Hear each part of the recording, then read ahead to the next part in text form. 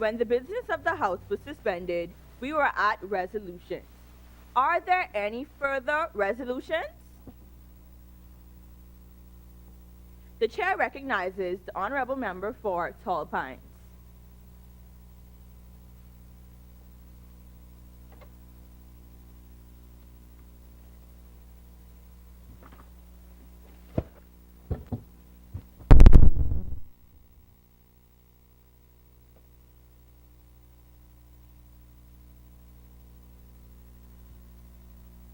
Thank you, Madam Speaker.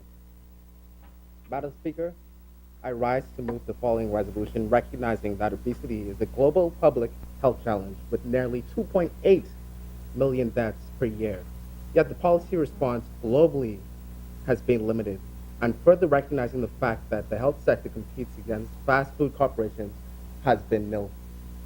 Whereas the incidences of childhood obesity have increased throughout the world and at an alarming rate, and being deeply concerned that obesity brings severe health problems such as heart disease, diabetes, stroke, bone disease, and extreme emotional problems such as depression. Whereas children spend a significant portion of their day at school, and the school environment influences dietary and physical activity habits that can last a lifetime, and research and statistics have proven that healthy eating and physical activity are among the most effective interventions for the prevention and treatment of obesity and other chronic diseases. And whereas the need to promote healthy eating among children in the Bahamas has intensified in recent years due to the growing national epidemic of childhood obesity, Delon Brennan, MD, Camille Delvaux, and Nanika Brathwaite, in their presentation of the developing dilemma of child and adolescent obesity at 2015 annual scientific conference, noted that the rising rates of overweight and obese children are linked to increases in consumption of fatty foods, snacks, soft drinks, and high-energy foods and drinks. Be it resolved that the members here assembled will discuss sustainable solutions for eradicating childhood obesity on a national level and improving the nutritional quality of foods providing at schools by ensuring the school meals comply with the most recent dietary guidelines from the Ministry of Health, implementing strong nutrition standards for foods and beverages sold outside of school meals programs by tuck shops and other vendors, and eliminating the use of high-fat and sugary foods and beverages sales as a means to fundraise the school organizations. Be it further resolved that farm-to-school programs should be implemented to provide healthy, locally grown food to students, and that comprehensive school physical activity program be implemented to encompass physical activity programming before, during, and after the school day, including, but not limited to, classroom physical activity breaks, physical activity clubs, wellness initiatives, and actively engaging families and community members' involvement. Madam Speaker, I would like to thank you again for allowing me the opportunity to speak before my learned colleagues. Madam Speaker, obesity and overweight are on the rise throughout Latin America, the Caribbean, and indeed the Bahamas as well. A 2016 report by the Food and Agricultural Organization of the United Nations and the Pan American Health Organization estimates that nearly 70% of the Bahamian population is either overweight or obese, giving it the title of the highest ranked percentage of overweight persons in the entire Caribbean. In order to tackle this issue, there is no doubt that there must be a major cultural shift in this country. To begin reducing the rate of childhood obesity in the Bahamas, we must first begin with the practical approach that is introducing more after-school physical activity programs for children in this country. The Bahamas has achieved many notable achievements in the field of athletics, including having the most gold medals per capita than any other country in the world.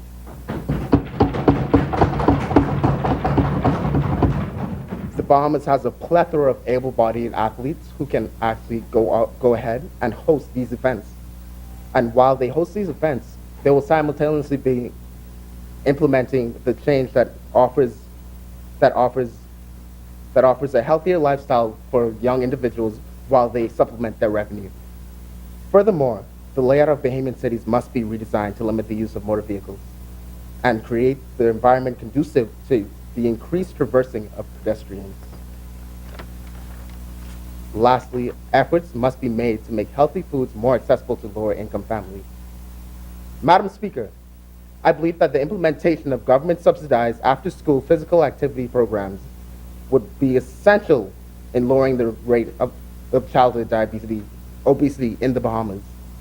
We must realize that many Bahamian households do not have the means to pay for after-school exercise programs, leaving the children of said households more susceptible to childhood obesity. It is therefore the job of the Bahamian government to assist these less fortunate individuals by providing the Bahamas It is therefore the job of the Bahamian government to assist these less fortunate individuals by providing the Bahamas with after-school programs that help to assist these children in their after-school health activities. The final product of this investment, while being the health of Bahamian children, will be invaluable in the long run. Madam Speaker, modern cities are ruled by cars. Streets are designed for them. Bikers, pedestrians, vendors, and all the forms of human life are pushed to the perimeter in narrow lanes or sidewalks. The cities of the Bahamas, especially Nassau, are no exception. This limits the amount of walking that the average Bahamian would from day to day participate in, making citizens more susceptible to obesity due to the lack of exercise. Madam Speaker, I'm a man of logic. I believe in legislating based on objective, empirical data. The aforementioned data on obesity in the Bahamas provides that 70% of Bahamians are overweight. The time for deliberate, succinct, effective action is now.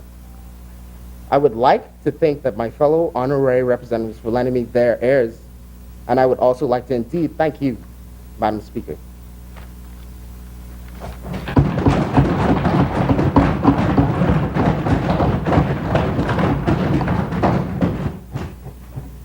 Is there a seconder?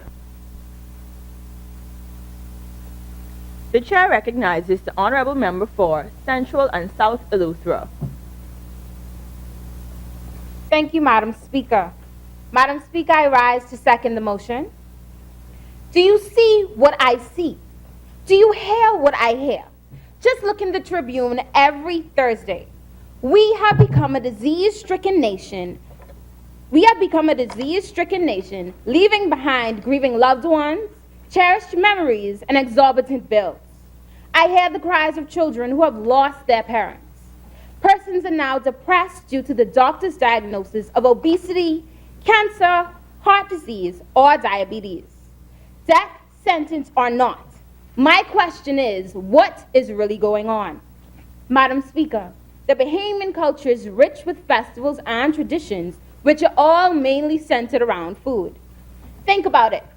Christmas dinners, Easter fish fry, wedding receptions, funeral repasts, parties, and the list goes on. Food has indeed become our friend. This would not be such a bad friend if our choices of consumption were healthier. Rather than boiling, baking, or broiling our food, it must be fried, stewed with flour, swimming in gravy, or even worse, processed. Instead of vegetables for sides, we must have peas and rice, macaroni, coleslaw, plantain, and potato salad. Desserts like guava duck or rum cake are a must-have after any meal. Sodas, artificially flavored fruit drinks are only a few of the drinks we consume on a daily basis. Think about that bottle of Coke y'all are sitting down thinking about right now. Without a balanced diet and the daily snacking on junk food, sugary drinks, and high-starch foods, The only guarantee after our taste buds are satisfied is weight gain. The general consensus is that the average Bahamian is eating themselves sick with their love of food. According to the World Health Organization, the Bahamas has been ranked the sixth most obese country in the world based on the 2014 statistics.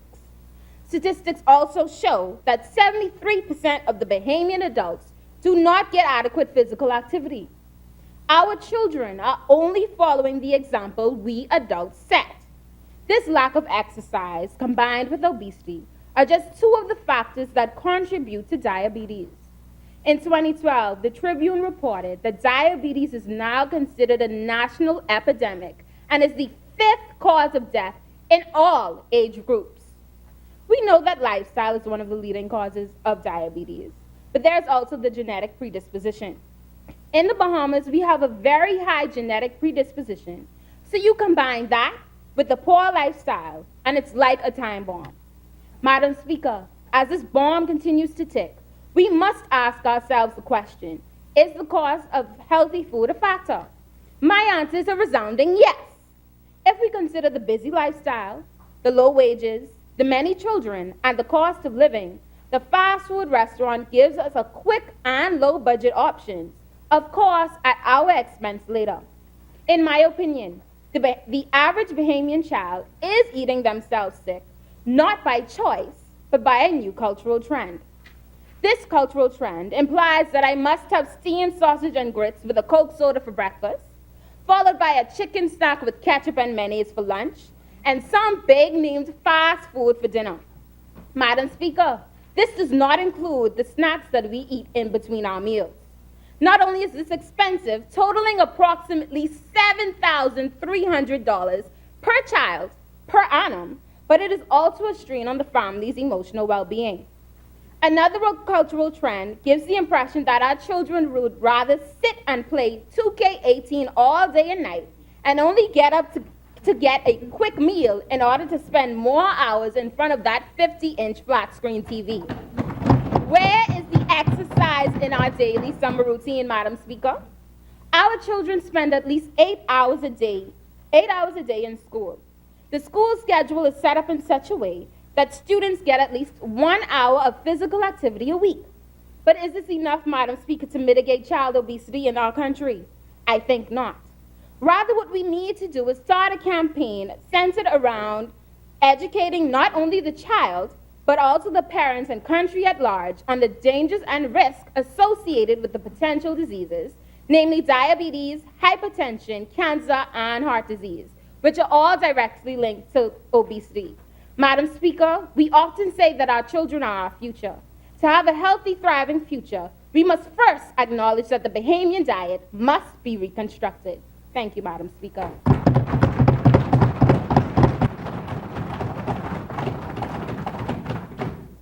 It has been moved and seconded that the following resolution be agreed. Recognizing that obesity is a global public health challenge with nearly 2.8 million deaths per year. Yet the policy response globally has been limited, and further recognizing the fact that the health sector competes against fast food corporations. Be it further resolved that farm-to-school programs should be implemented to provide healthy, locally grown food to students, and that a comprehensive school physical activity program be implemented to encompass physical activity programming before, during, and after the school day, including but not limited to classroom physical activity breaks, physical activity clubs, wellness initiatives, and actively engaging families and community member involvement. As many, the chair recognizes the honorable member for St. Barnabas.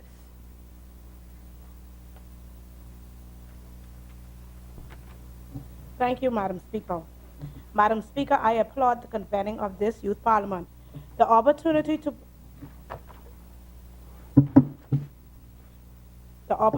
it presents for the youth of our nation to become involved in the political process, to showcase our many talents and to discuss the real issues facing our youth and to offer solutions. Madam Speaker, I am particularly proud of the youth of St. Barnabas, who during the past general election showed up in droves to support the political party of their choice, with the aim of making a change in our communities of the Grove, Black Village, Big Pond, Rock Crusher, and Oaksfield. If we are to maximize our the people of the Bahamas, especially the youth of our country, need to be concerned with the health of our people. It is for this reason, Madam Speaker, that I am concerned with the growing presence of the childhood obesity throughout our country, including in St. Barnabas. As we all know, obesity in youth has many long-term effects in our lives of our children. The World Health Organization notes that childhood obesity is associated with a higher chance of premature death and disability in adulthood.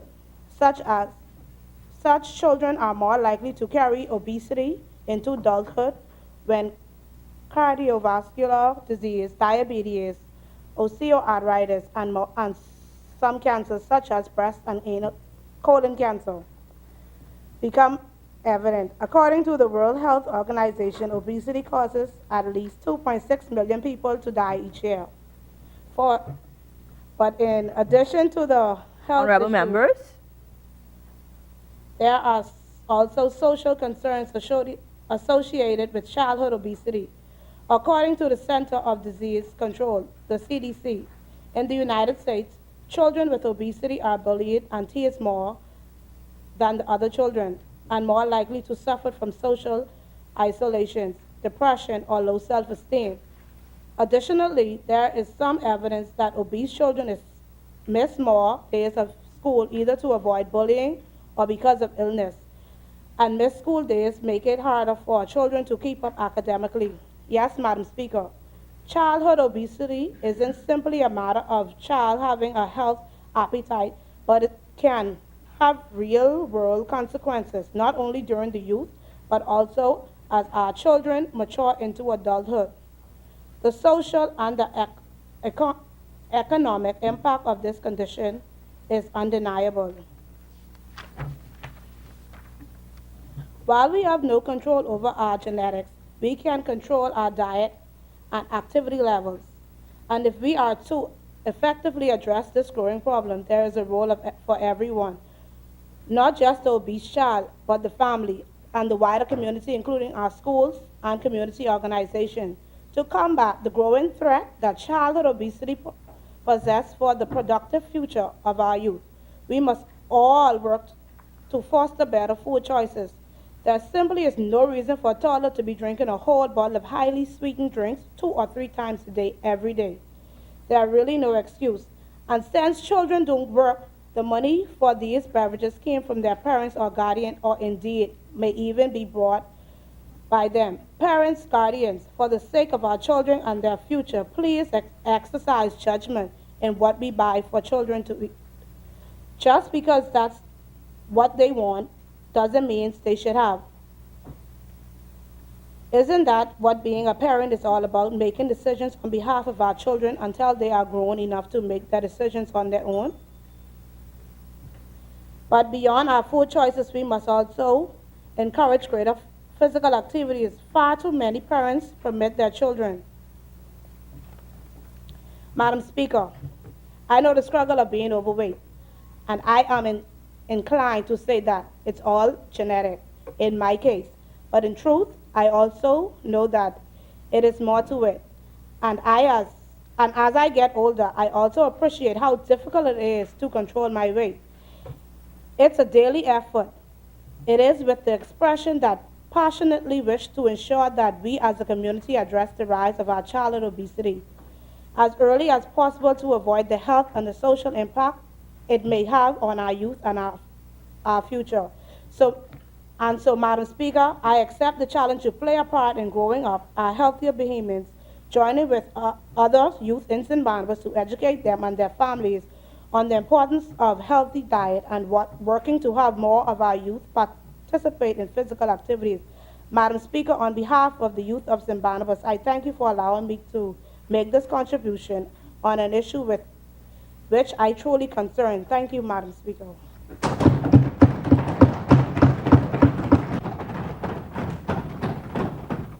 As many?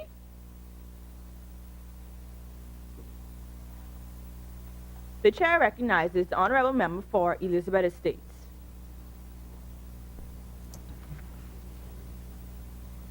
Thank you, Madam Speaker. Madam Speaker, I rise to voice my opinion to the stated solutions, but not just for me, also for the optimistic, enthusiastic, energetic, and dedicated constituents of Elizabeth. Fadi, 2x4, cannot fit through the bathroom door. Madam Speaker, according to Merriam-Webster Dictionary, obesity is defined as a condition characterized by the excessive accumulation and storage of fat in the body. Therefore, childhood obesity is defined as abnormal excessive fat accumulated that may impair health.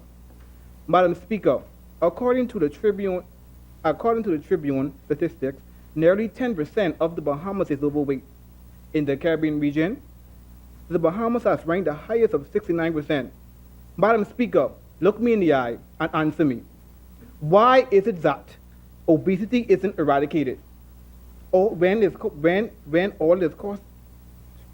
Madam Speaker, look me in the eye and answer me. Why is it that obesity isn't eradicated when all it is causing is heart disease, strokes, cancer, and joint pains?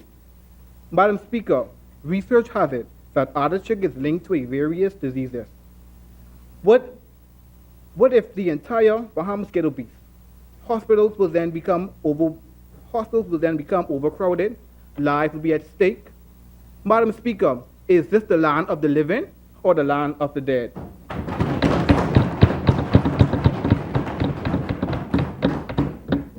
Madam Speaker, schools may be the leading cause of obesity in the Bahamas. Chocolate kisses and soda pops, jelly beans and sugar-filled dreams, lollipops in vendor shops.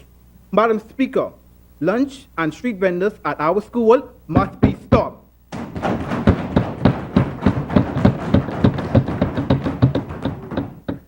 We both know that it's unfair to try and take a job from our own Bahamians vendors who are selling our children loads of sugary and fiery food. But Madam Speaker, the government should dismiss all schools and street vendors if they are not selling the correct meals and fruits on a daily basis.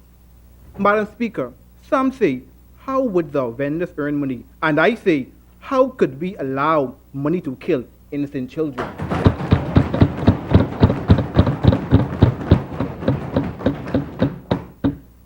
Madam Speaker, research has it that most children get obese because of not exercising. The government should implement a high-quality course of study in physical education to avoid obesity. Madam Speaker, physical education is as much an academic discipline that gives children some of the critical skills they need to be productive. Madam Speaker, the government should tax companies that sell high in sugar and fat. In Europe, a bottle of soda costs $3. Madam Speaker, in conclusion, hopefully after this activity, you are more aware of the effect of obesity. Many people do not realize how damaging obesity can be to the body and for our overall health. Madam Speaker, obesity is something that increasingly on the rise today and will continue to rise unless we do something about it, like informing people of how bad it really is and encouraging people to live a healthy, enhancing lifestyle. Madam Speaker, it's been a pleasure. Thank you.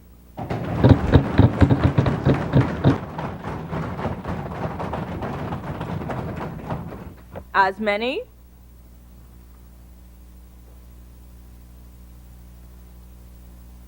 The chair recognizes the honorable member for Pine Ridge. Thank you, Madam Speaker. Madam Speaker, Sunday menu, peas and rice, fried chicken, minced lobster, macaroni, potato salad. Sounds delightful. But when Auntie Betsy smothers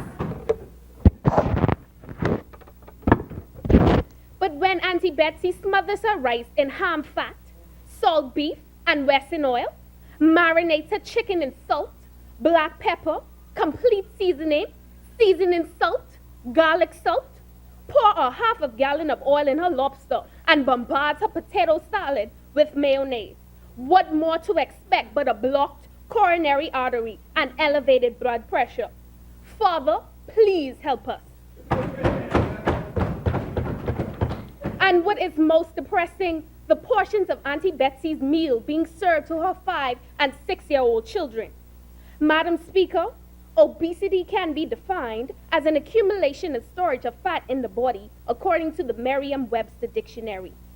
Obesity is not only a concern for adults, but for children. The Bahamas has been ranked the 6th most obese country in the world, as noted by the World Health Organization statistics in 2014. An obesity rate of 36.2% of our country pushed the country ahead of Barbados, along with Trinidad and Tobago. The latest report was given by the Food and Agriculture Organization, along with the Pan American Health Organization, and estimated that 70% of Bahamians are in fact overweight. Madam Speaker, you may ask, what then can we do to reduce the rate of obesity in our country? While a healthy diet is one part, staying physically active is another. In school, the children are only offered physical education once a week. This is a crying shame. Our culture is feeding the obesity problem we are faced with. It is time for a change. There is no shortcut to eliminating obesity on a national scale. Madam Speaker, just take a drive around town, and at every stop sign, speed bump, or roundabout lies a greasy pit, salt-infested, carbonated drink beast that allows you to have it your way, brags about being finger-licking good, and claims to have old-fashioned burgers. Call no name, carry no blame. These American franchise stores only help to widen the waistline of the country. And of course, this is the meal in many Bahamian homes when parents are tired or just lazy. Children are consuming fast food as early as 2 years old, as noted by the CBS News. This is depressing. Why are we filling our children with just malnourished food? Madam Speaker, let's look at solutions. We can increase the number of hours for physical education in school.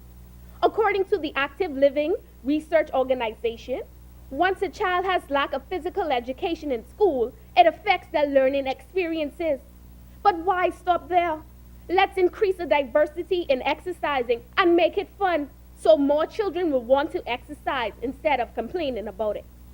Also, parents must become fully involved in their child's diet instead of providing them with lunch money every day to spend on food that even rats should not consume. Parents must start preparing healthy lunch or snacks while serving these foods in the correct proportion.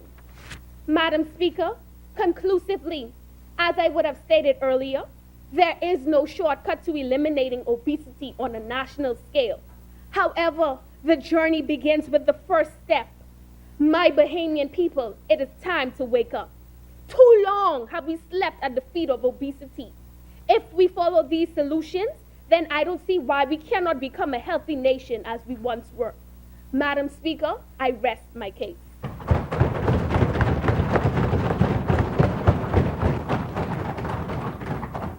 As many, the chair recognizes the honorable member for Centerville.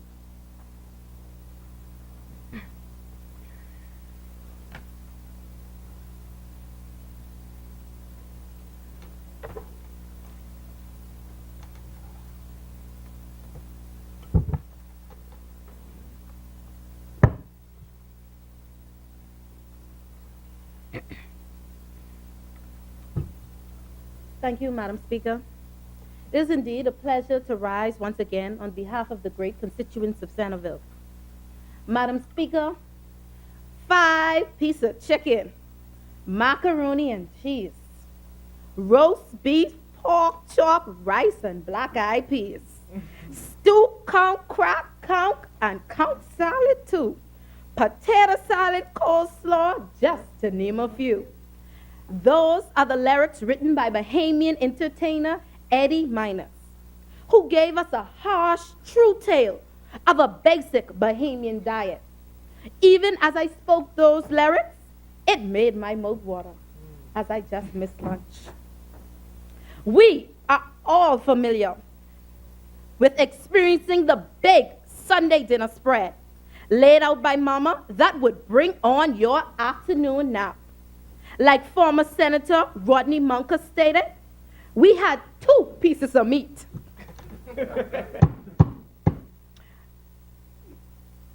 But during our enjoyment of the consumption of these divine Bahamian delicacies, we neglect to realize the effect of our diet has on our children in the long run. As I echo the statements of the Honorable Member for Tall Pines when he stated the 2016 report of the Food and Agriculture Organization of the United Nations and Pan American Health estimates nearly 70% of us is, as Bahamians would term it, fat.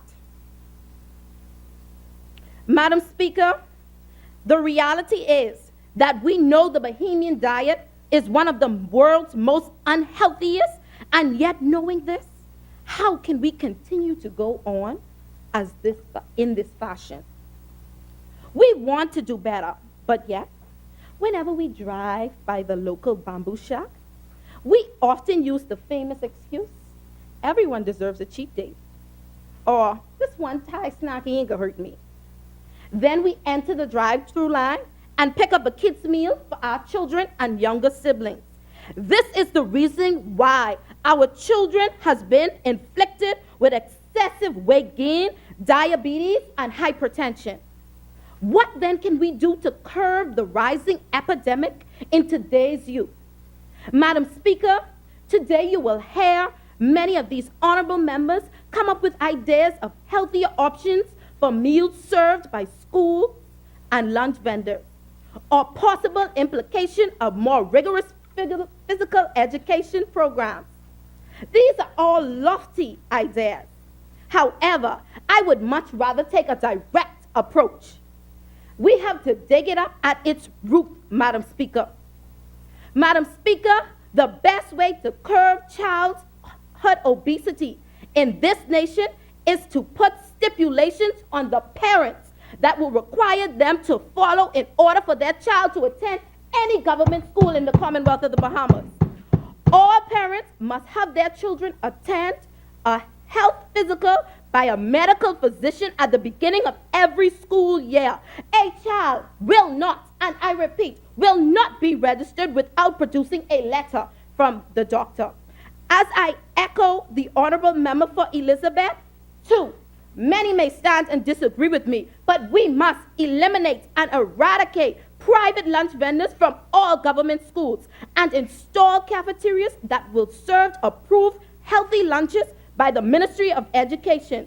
Students would purchase a meal plan at the beginning of every term, which will be cost efficient to parents, and the funds made can be used to assist the schools in funding clubs and other organizations. Madam Speaker, if we do this, we can control the ingredients that our children is consuming. We cannot allow lunch vendors to continue to poison our kids while we sit by and let it happen. 3, all students should be required to study food and nutrition from the primary school level straight to the 12th grade, where they will learn how to create healthy meal options for themselves as well as learn smarter food choices. Madam Speaker, as I close, and honorable members, this may be a tough battle to win. But we have to realize that a child's eating habits is a reflection of the home life. More accountability needs to be placed on the parents in partnership with the schools. I believe that this new innovative implementations can eventually cure the nation of childhood obesity. Thank you, Madam Speaker. As many, the chair recognizes the honorable member for Killarney. Madam Speaker, I rise once again in this honorable place to represent the great people of Killarney.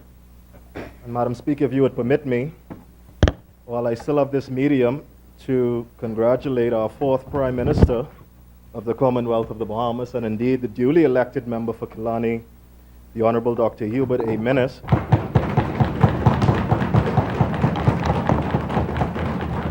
And I'm sure that I speak for most, if not all, Bahamians when I say we wish him nothing but the best over the next 4.5 years of his political journey.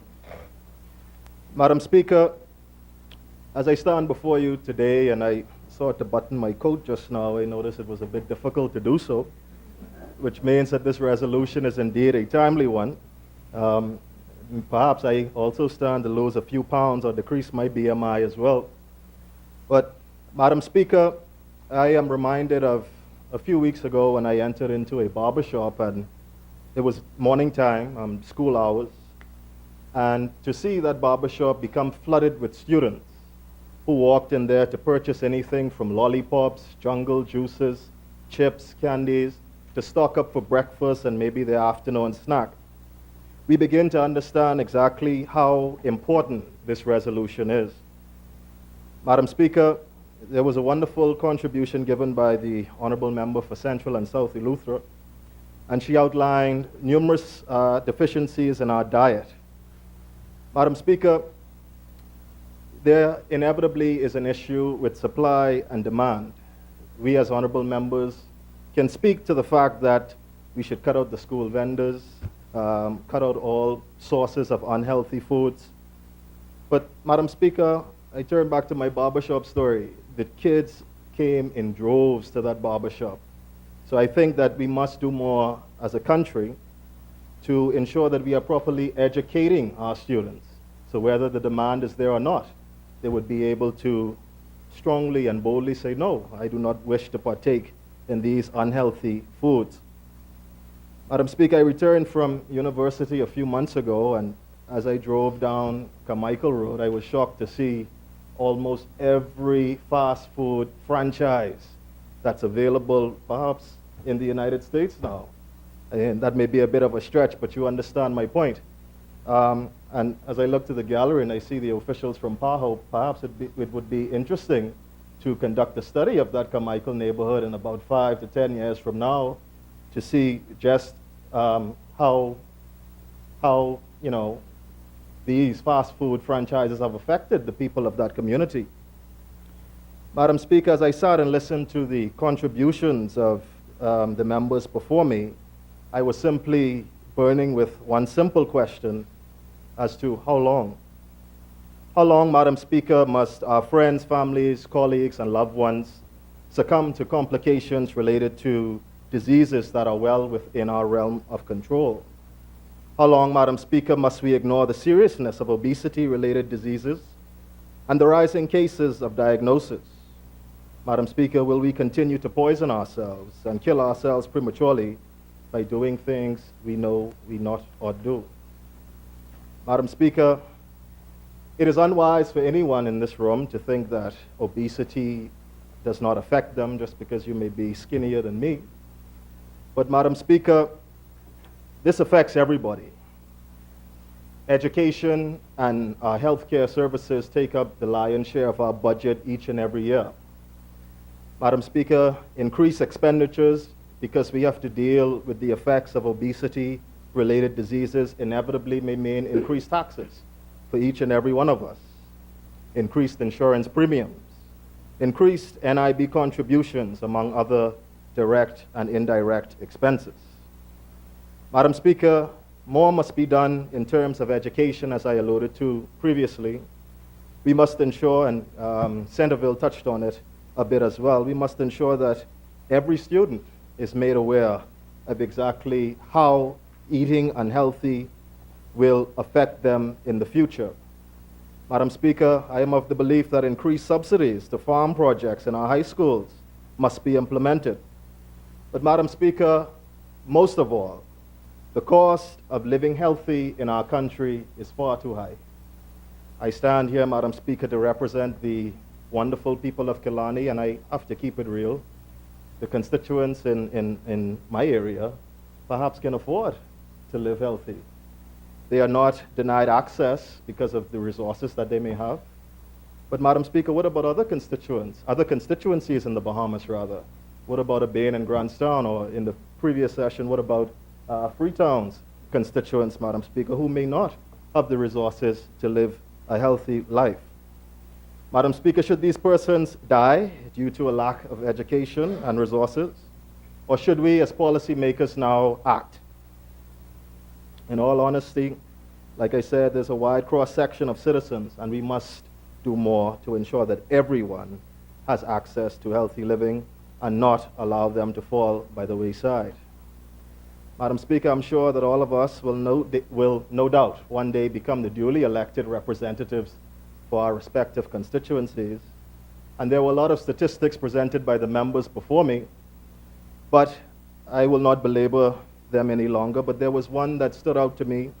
The majority of the members attended the PAHO session when we were educated on the fact that some 70% of Bahamians, if we continue along the same track that we are on now, will die prematurely.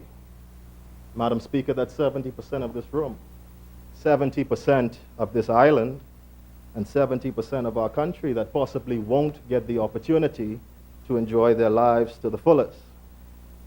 Madam Speaker, in closing, more has to be done, and this is indeed a difficult resolution to disagree with. More has to be done, Madam Speaker, to shift the culture. I think we must also do more to revolutionize our breadbasket items that are very limited, ensuring that the entire Bahamas has access to healthy living. We must educate our citizens starting from children in order for them to be well-informed decision makers. And most of all, Madam Speaker, a point near and dear to me, a healthy lifestyle must be accessible to all Bahamians. Madam Speaker, we must live in accordance with the ideology of being our brother's keeper. Madam Speaker, I encourage all members in this place today, let's do more than simply be talking heads on the Parliamentary channel today. And let's step out and encourage our friends, families, colleagues, and loved ones to take an active lifestyle seriously. Madam Speaker, I thank you for this opportunity to address this august body. And with those brief remarks, Kilani, so rest.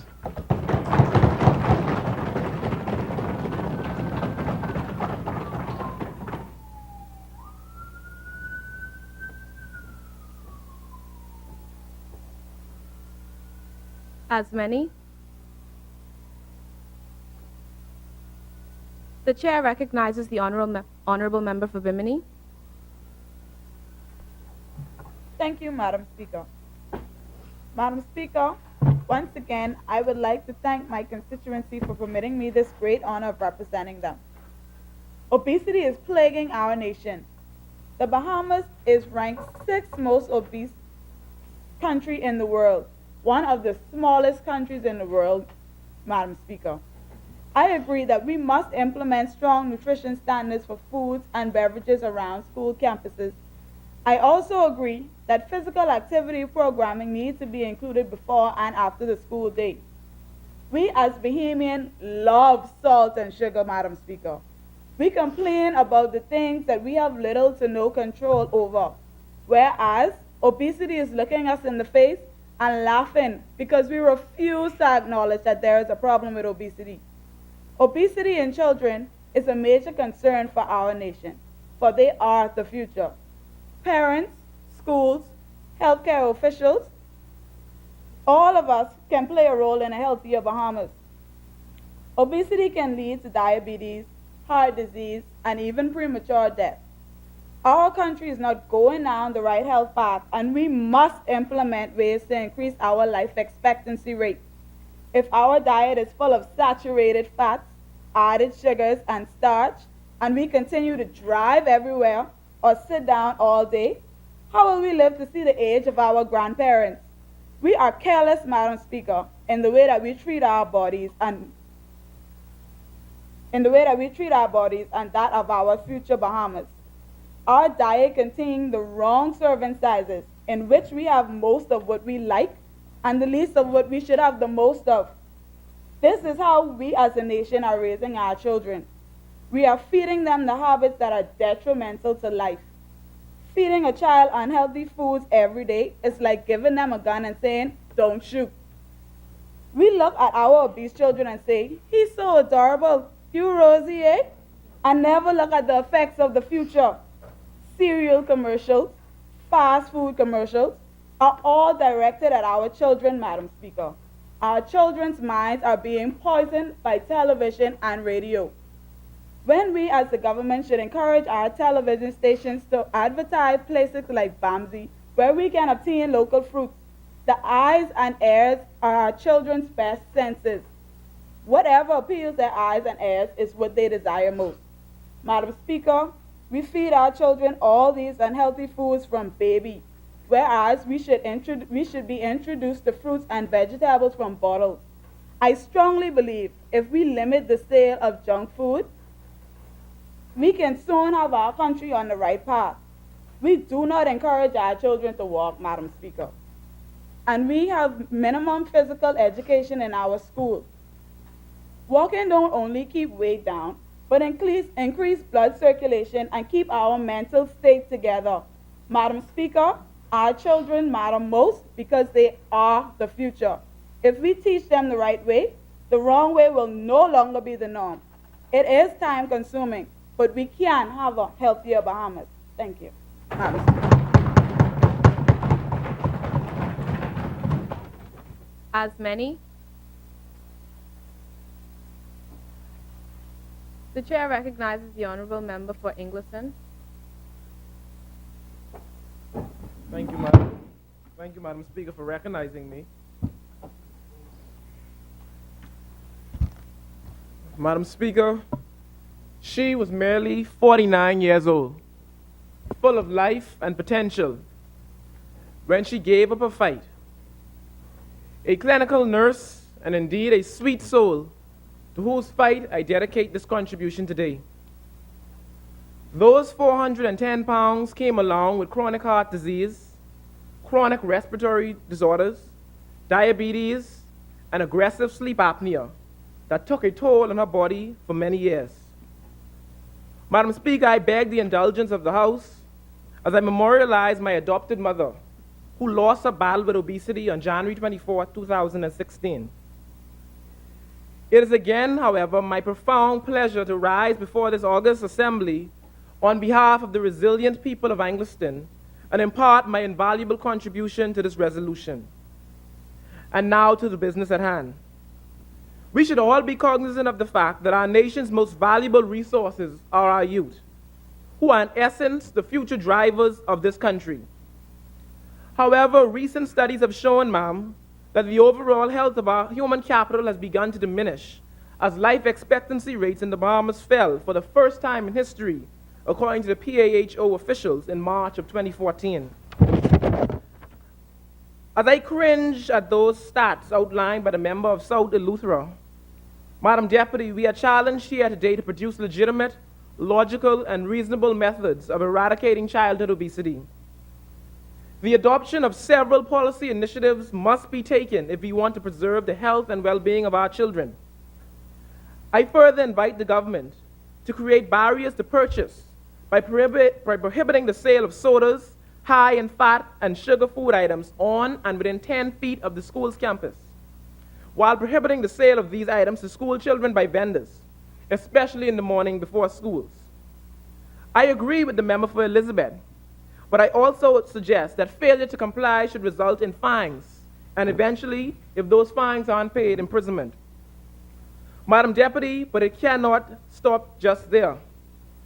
I agree with the member for Kalani that as a means to promote healthy eating within schools, agricultural classes and clubs must be developed and supported as an avenue for food sustainability and organic and local eating.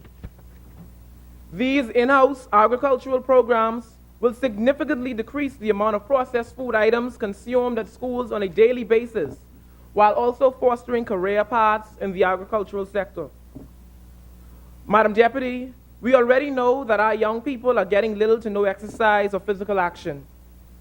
It is on that note that I call for a holistic reinvention of the physical education curriculum within our schools, with the implementation of more individual-based physical or sporting activities that can suit more persons and not just those with great sporting prowess. PE for our young people should be fun and rewarding. It should build high confidence and self-esteem, not tear down the weaker amongst us by doing the exact opposite. So much can be done, Madam Deputy, and I shall leave the House with a few ideas and leave room for explanation later. How about we mandate the sale of fruits and vegetables in our schools daily? Why don't we offer health and wellness symposiums each school year for our children, warning them of the adverse effects of unhealthy eating and poor lifestyles? How about we encourage our children who may be overweight instead of stigmatizing them by hosting Biggest Loser programs that would boost confidence, competitive self-esteem? And lastly, it is time that we, as a country, mandate an unfettered, undeterred, unpolitical, and irreversible implementation of national health insurance to ensure that our people receive the best health care possible, thus preserving our human capital. Madam Deputy, we owe it to ourselves, our children, and future generations who are depending on us to use our voices. We are obliged, ma'am, to ensure that our children are well taken care of, healthy, and secure as to realize their amazing potentials. Madam Deputy, I end as I began, praying that God would bless the Commonwealth of the Bahamas and make the wealth among us more common. To all things, then, and to the great glory of the Commonwealth of the Bahamas, we give God praise. Thank you, Madam Deputy.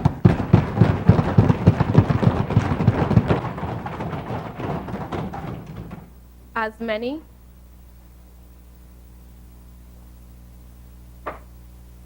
the chair recognizes the honorable member for North Eleuthera.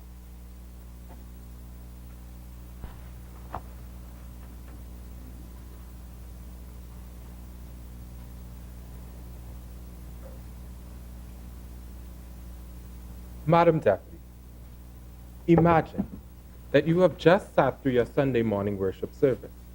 You arrive home, soul full, but stomach empty, craving, with tantalizing images of mouth-watering barbecue chicken and pork chop, fantasies of the golden, gooey goodness that is macaroni, many explosions of ecstasy on your taste buds as you salivate over the seasoned to perfection mounds of peas and rice you're about to dine on. Or imagine yourself drained, exhausted after a particularly tiring day at work. You're too exhausted to make anything, so you decide to let Wendy's, McDonald's, and Bamboo Shack take the chef hat for the night. Now let's picture the chubby, jovial youth making his way to the school's talk shop at break time to purchase an artificially flavored juice drink and flaming hot Cheetos chip. In and of themselves, all of these scenarios seem innocent enough. However, the daily combination of these activities in Bahamian society all help to contribute to the alarming increases in obesity rates. What's more is that obesity and its related health implications are especially noted in the youth of our nation. Dishearteningly, the plight of obesity is not limited to adults. The World Health Organization highlights the disturbing reality that 41 million children under the age of 5 are overweight or obese. Evidently, like the fat accumulated in the bodies of obese persons, the disease surrounds a significant portion of the world's population. To bring the issue closer to home, the same 2014 World Health Organization survey that many of my colleagues noted ranked the Bahamas the 6th most obese country in the world.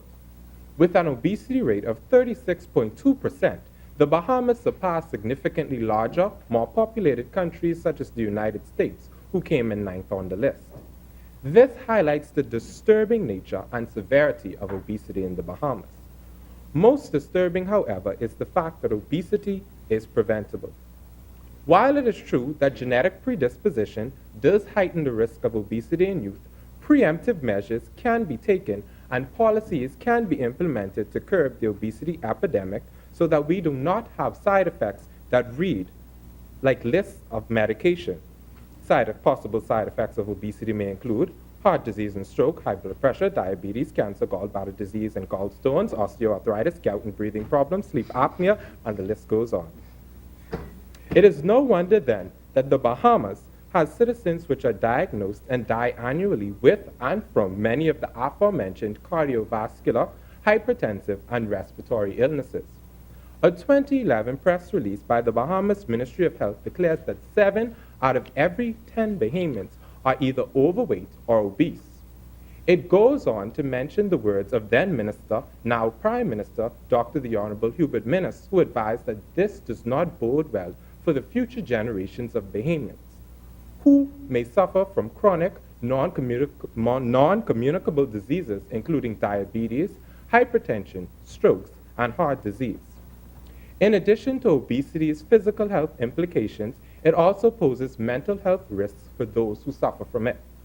More specifically, people who suffer from obesity may be challenged with and/or experience self-acceptance issues, low self-esteem and worth, constant ridicule by others, and suicidal thoughts and actions. In light of this, the Canadian Obesity Network describes obesity as a double-edged sword, predisposing persons to a range of mental illnesses, including bipolar disorder and depression. Undoubtedly, challenges of obesity are manifold, but so too are the methods to combat it. Primarily, a fundamental and national shift to the approach of nutrition is required. While it is fine to enjoy our esteemed savory delights, it must be done in moderation. The health and quality of life of our youth must be the principal concern. Subsequently, then, we must incorporate initiatives such as health and wellness training into the school curriculum, transforming sedentary lessons into interactive ones. Similarly, farm-to-school agreements provide a lucrative opportunity for enhanced dietary variety and support local farmers, an economic boom for the local economy. These simple but salient switches can prevent us from tantalizing death and swallowing obesity with every bite of our current behavior, and get us on the path to national development with programs that promote the holistic development of youth and support life and overall well-being. Thank you.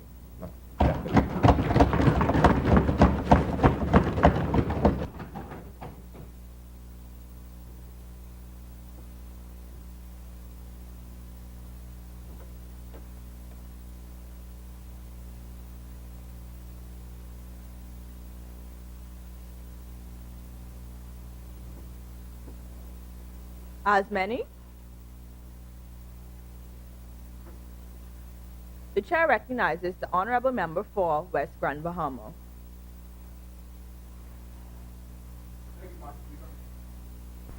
Madam Speaker and my fellow parliamentarians, I rise today representing the great people of West Grand Bahama as we debate the obesity epidemic in the Bahamas. I am forever grateful to my constituency for giving me this opportunity. What if I told you, Madam Speaker, as other honorable members has also mentioned, that 70% of the intelligent and well-spoken young people in this room would soon be dead? What do you think would be the correct course of action? Should you wait until it is convenient to you, or should you act swiftly so that the future of the Bahamas might be saved? What we are discussing today is that this very nightmare will soon occur in the Bahamas because of obesity and because of diseases linked to obesity. Some of our viewers may not understand what constitutes obesity. According to the Pan-American Health Organization, obesity is defined as abnormal or excessive fat accumulation that presents a risk to health. It is quite evident that the Bahamas obesity rates have been rising. According to the Ministry of Health, young adolescents who were obese in the Bahamas doubled in 2005 to 2008, jumping from 14.9% to 27.9%. Furthermore, I would like to echo the point by the member of Bimini that the United Nations, in a 2014 study, rated the Bahamas as the 6th obese country in the world.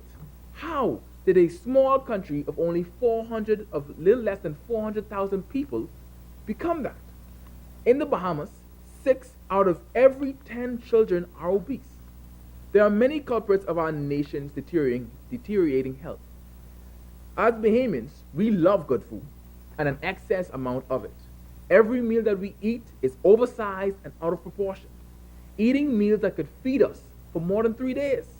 Most foods we eat are highly seasoned with salt and sugar and are high in cholesterol, fat, and protein. 84% of children today do not get enough exercise, and coupled with 69% of children drinking sugary drinks every day has provided a ripe culture for the proliferation of obesity. Children and young people who are obese can develop many infirmities that can affect every part of their mind and body. And these illnesses decrease their quality of life, length of life, and their overall ability to learn and give back to the Bahamian society. Such illnesses can include type 2 diabetes, chronic inflammation, and sleep apnea. And all this develops before the age of 20. However, I believe that through immediate government action, the effect of this obesity epidemic can be minimized. I believe firstly that education is the key to success, and therefore that Bahamian citizens should be taught on how to live a healthy lifestyle. Furthermore, schools should be mandated to teach children of every grade level a sufficient amount of health knowledge, as well as diversifying and increasing physical education. But despite sufficient education, other factors limit people from leading healthy lifestyles, such as food security. When a country has healthy, life-giving food inaccessible from the average citizen, it is setting itself up for a health crisis such as the one we are in today. Therefore, as a country, to combat this, there should be more investment in local food producers to better support them and allow them to become more efficient to provide for the nation. Becoming self-sufficient in our vegetable and fruit supply will ensure that when negative foreign factors arise, healthy foods will still be available and affordable to provide nutrition for our people. In addition to investing in local producers, while that industry is still developing and we are still importing foods, there should be a reduced tax on all produce and healthy items entering the Bahamas.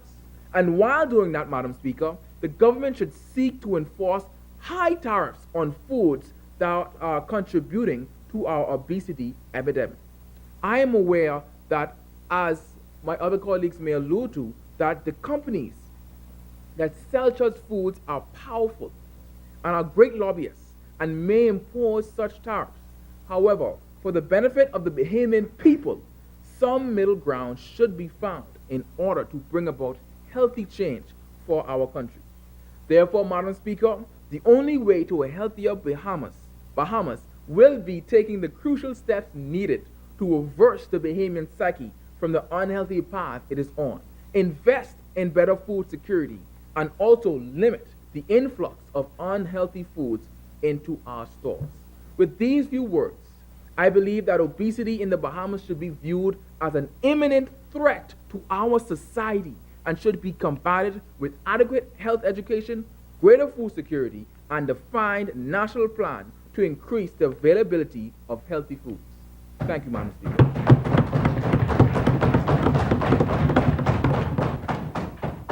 As many? The chair recognizes the honorable member for Marco City.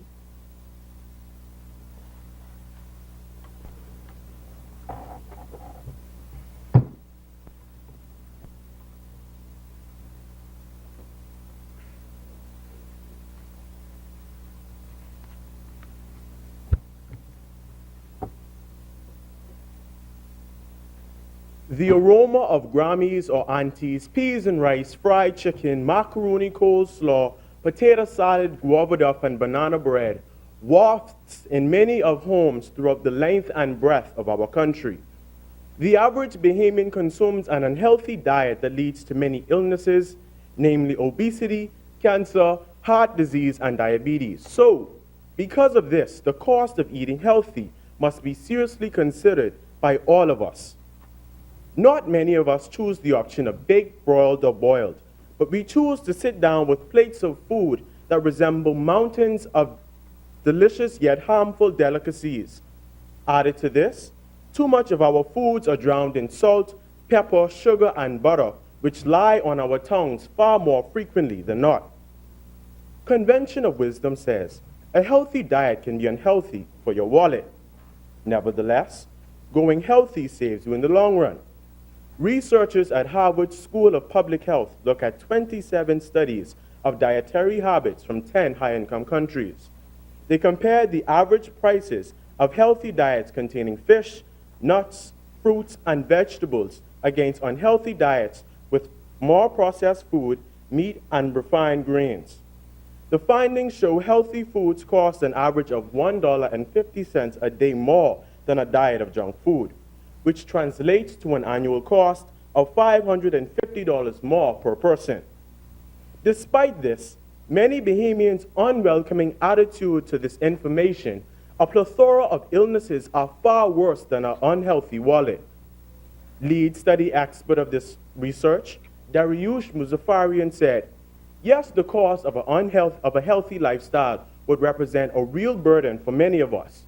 Nonetheless, the price difference is very small in comparison to the economic cost of diet-related chronic diseases, which would be dramatically reduced by healthy habits.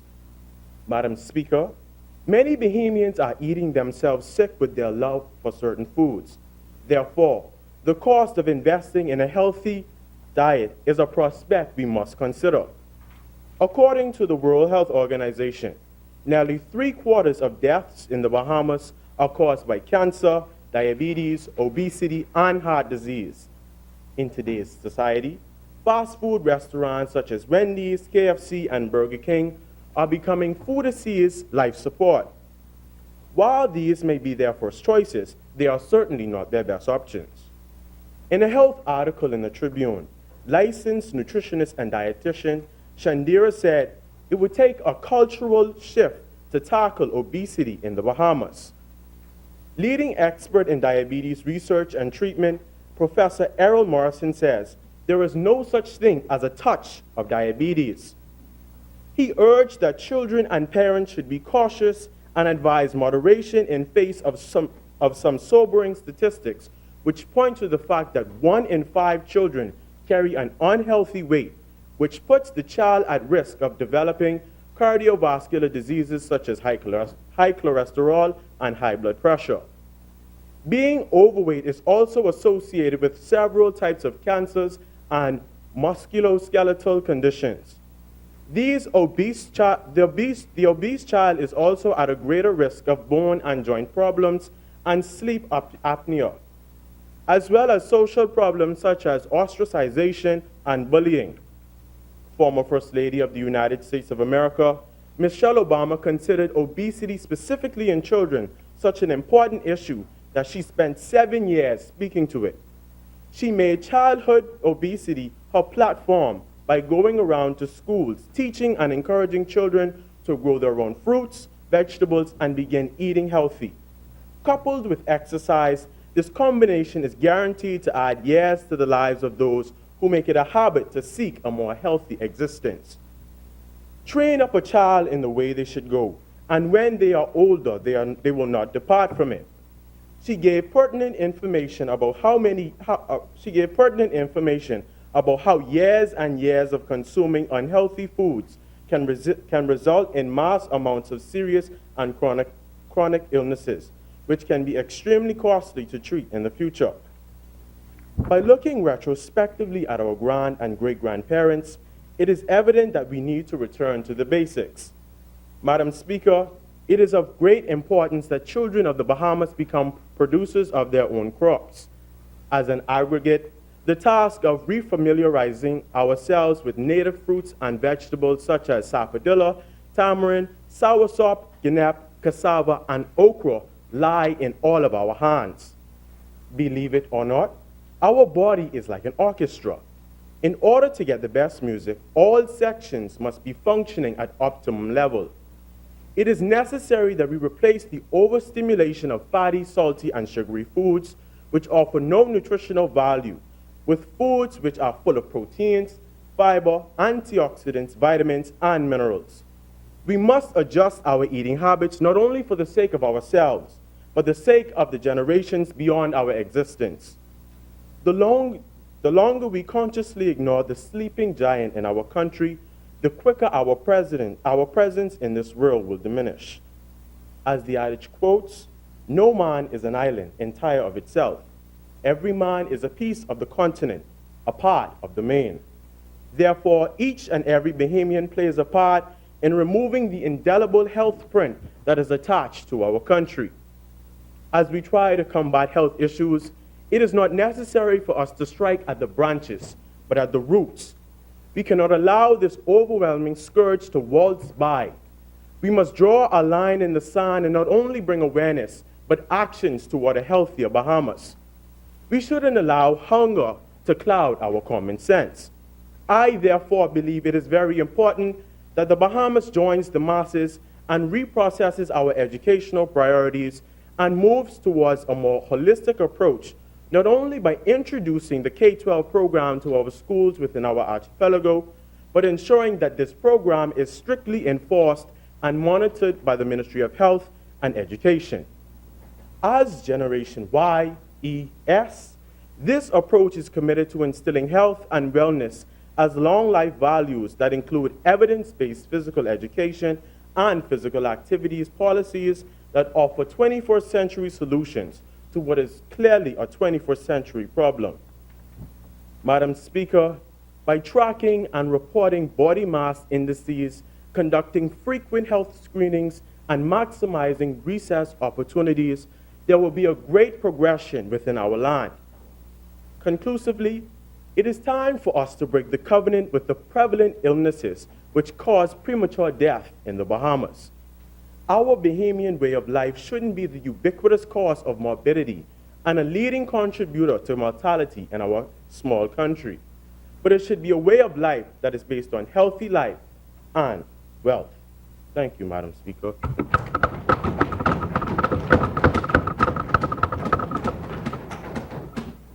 As many, the chair recognizes the honorable member for Garden Hills. Thank you, Madam Speaker. And for my sake, I hope my speech this time is not misleading.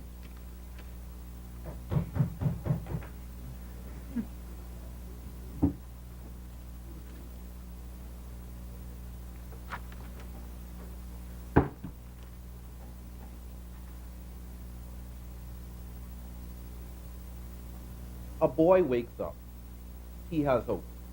He knows that today he's going to learn something extraordinary inside school. A boy, he readies himself. His uniform, it fits him comfortably.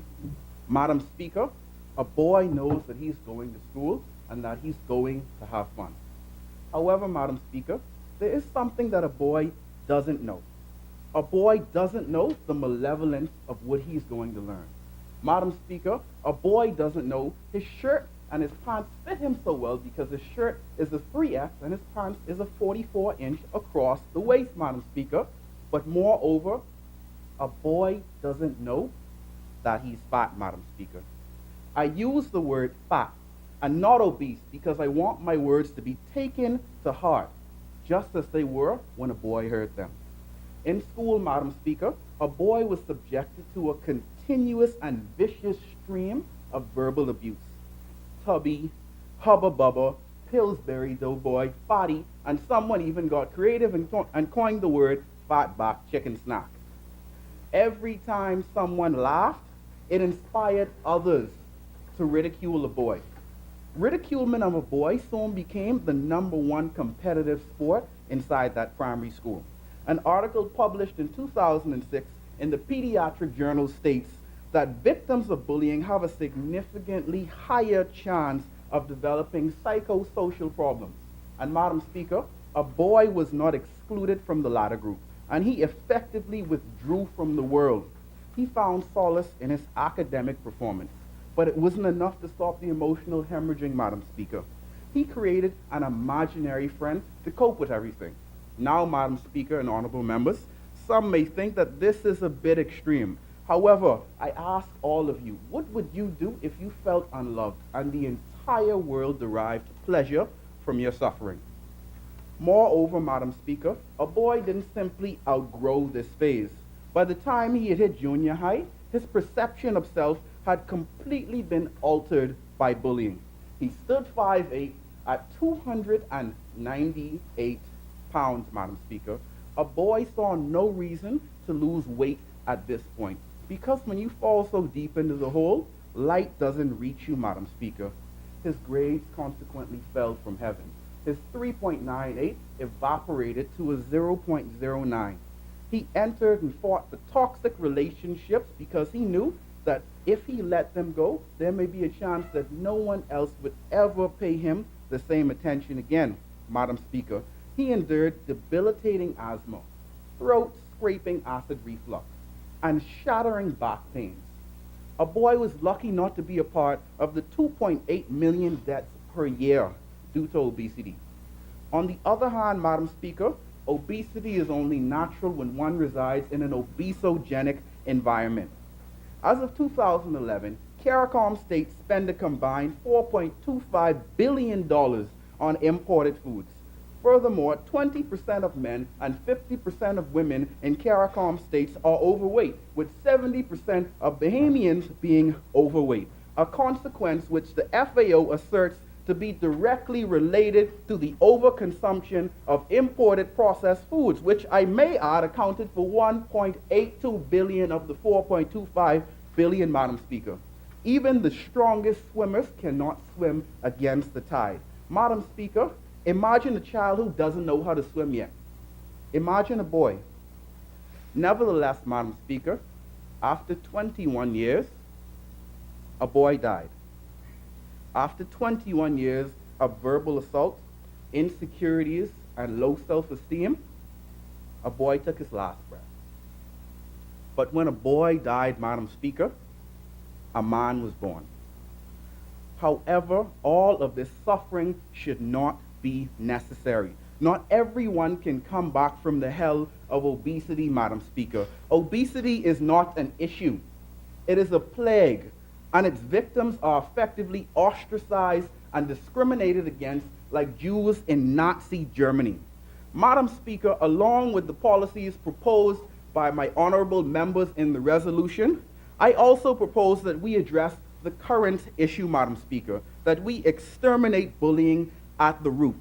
In 2011, Madam Speaker, in the Journal of Adolescence, it was observed that when bystanders choose to act rather than doing nothing or partaking in the bullying, Madam Speaker, it disables bullying, Madam Speaker. Let's invest in ways to bring knowledge into the schools and eradicate the objectification of obese children. But most of all, Madam Speaker, let us endeavor to install humanity in all children so that another boy doesn't have to die to become a man, Madam Speaker.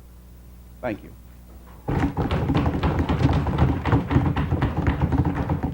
Honorable Member of Garden Hills, the clerks and I do apologize for what happened in a prior session and was due to technical difficulties. We apologize.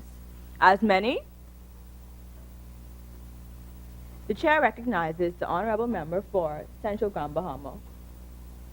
Thank you, Madam Speaker. Madam Speaker, once again, I'd like to thank the constituents of Central Grand Bahama for allowing me to represent them in this honorable house. Madam Speaker, more and more Bahamians are dying because of obesity, cancer, heart disease, and diabetes. An article posted by the Tribune stated that the Bahamas has been ranked the 6th most obese country in the world based on 2014 statistics from the World Health Organization. Our diet consists of foods that are rich in sugar and fats, high in sodium, and packed with calories. Peas and rice, gumbe punch, conky conch fritters, coconut tart, and baked macaroni are some of our favorite foods.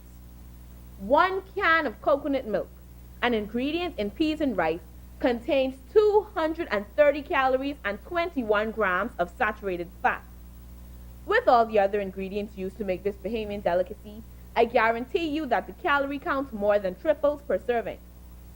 The 2016 report by the Food and Agriculture Organization of the United Nations and the Pan-American Health Organization estimate that nearly 70% of the Bahamian population is overweight. Madam Speaker, starting today, we must do something about this startling statistic. To our adult population, make a pact with yourself to eat a balanced meal. Include a serving of meat, vegetables, fruits, some grains, and a little fat, as stipulated by the food pyramid. Drink less sweetened drinks and more water to keep your kidneys healthy and functioning. Add some form of exercise to your daily routine, as simple as walking the stairs instead of taking an elevator, or parking at the far end of the parking lot will be sufficient to enhance your quality of life. Parents, guardians, ensure that you prepare healthy meals for your children. Stay away from the fast foods. Make snack time fruit or vegetable time. For at least one day each week, take away the cell phones, tablets, iPods, all the electronic devices. Allow your children to play in the backyard under the golden sunshine. Some of the games they can play include shooting marbles, hopscotch, jacks, hide and seek, ring play, and socking. They can also ride their bikes or climb trees. Diabetes and heart disease have also been on the rise because of our culture. Do you know that there were 34,900 cases of diabetes recorded in the Bahamas in 2014? How about 24% of all deaths in the Bahamas are directly related to heart diseases? These numbers may seem small, but they are too big for our small nation of less than 400,000. In an excerpt from the mayoclinic.org, heart disease is caused when plaque or fat buildup thickens and stiffens artery walls. Over time, consuming an unhealthy diet, lack of exercise, and being overweight are direct causes for heart diseases. I truly believe that the cost of healthy living is too high. Because of our struggling economy, especially in Grand Bahama, Bahamians are looking for ways to save and get the most for their dollar. Some feel that buying healthy food is not even an option because of the price tags. Why spend $10 on 5 healthy items when you can get 10 unhealthy items for the same price?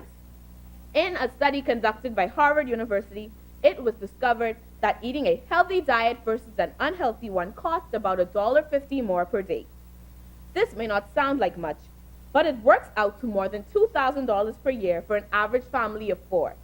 Imagine that number, doubled or tripled for families that have more than 4 people. Madam Speaker, it's the people's time. We need to review our taxes on importation of organic foods to allow Bahamians to eat a healthier diet.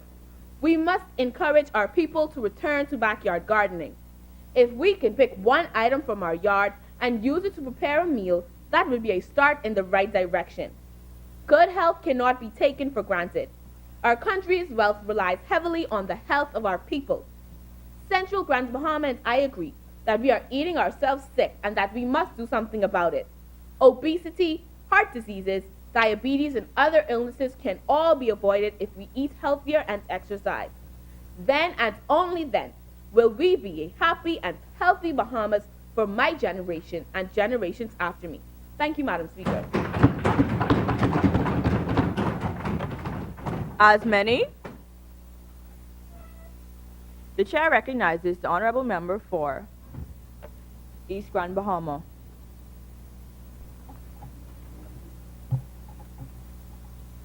Thank you, Madam Speaker. Madam Speaker, I echo the statements of the honorable member for Centerville. Fried chicken, macaroni and cheese, roast beef, pork chop, rice and black-eyed peas, stew conch, crack conch salad too, potato salad and coleslaw, just to name a few. A song we all know by Eddie Minnis describes well the Bahamian way of eating. These delicious foods are Bahamian. They are a part of who we are, an expression of our history. They are indeed part of our cultural heritage. Yet a diet made solely on these foods is dangerous. Am I serious? Dead serious. Our Bahamian way of eating is making us sick.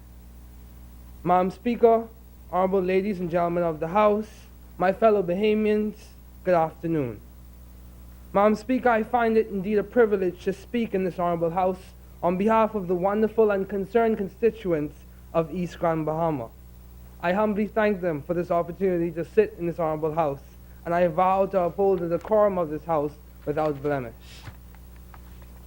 11% of Bahamian preschoolers are overweight or obese, according to the report from the 2014 Health Survey in the Bahamas. The report indicates that 10% of grade 1 students are overweight, 18% of grade 6 students, and a quarter of grade 10 students are also overweight. In fact, surveys show that 70% of Bahamians between the ages of 21 and 60 are overweight or obese. The 2016 report by both the Food and Agricultural Organization of the United Nations and the Pan American Health Organization estimates that nearly 70% of the Bahamian population is overweight. This is the highest in the Caribbean region to date. Dr. Cates, president of the ACE Diabetes, notes that the Bahamas is leading in prevalence of diabetes in the entire world. How so? The NASA Guardian reports that according to health statistics from the Ministry of Health, 23,000 Bahamians are pre-diabetic and 34,000 Bahamians had diabetes already. The Pan American Health Organization noted that cardiovascular disease has been the leading cause of death for both men and women in the Bahamas. As if this were not enough, Madam Speaker, cancer and incidence rates of different types of cancers are on the increase in the Bahamas. Ministry of Health statistics reveal from 1998 to 2013 increases in cancers of the cervix, female breast, and prostate. These statistics tell a sad story about the population of the Bahamas and the serious health issues we face. The Bahamian diet is a diet that is high in carbohydrates, high in fat, high in cholesterol, as well as high in sodium. This combined with a sedentary lifestyle comes together to create a high risk for developing chronic diseases. The million-dollar questions, Madam Speaker, are: what factors influence the Bahamian diet, and what impacts Bahamian nutrition? Madam Speaker and members of this Honorable House, I submit to you the main factors that influence the Bahamian diet. The cost of healthy food, one, and access to healthy foods.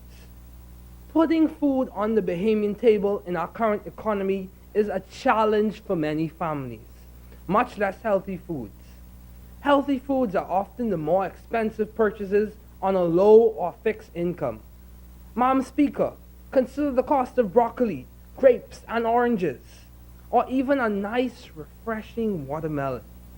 In our Bahamas, these are luxury items, not affordable by those in low-income brackets.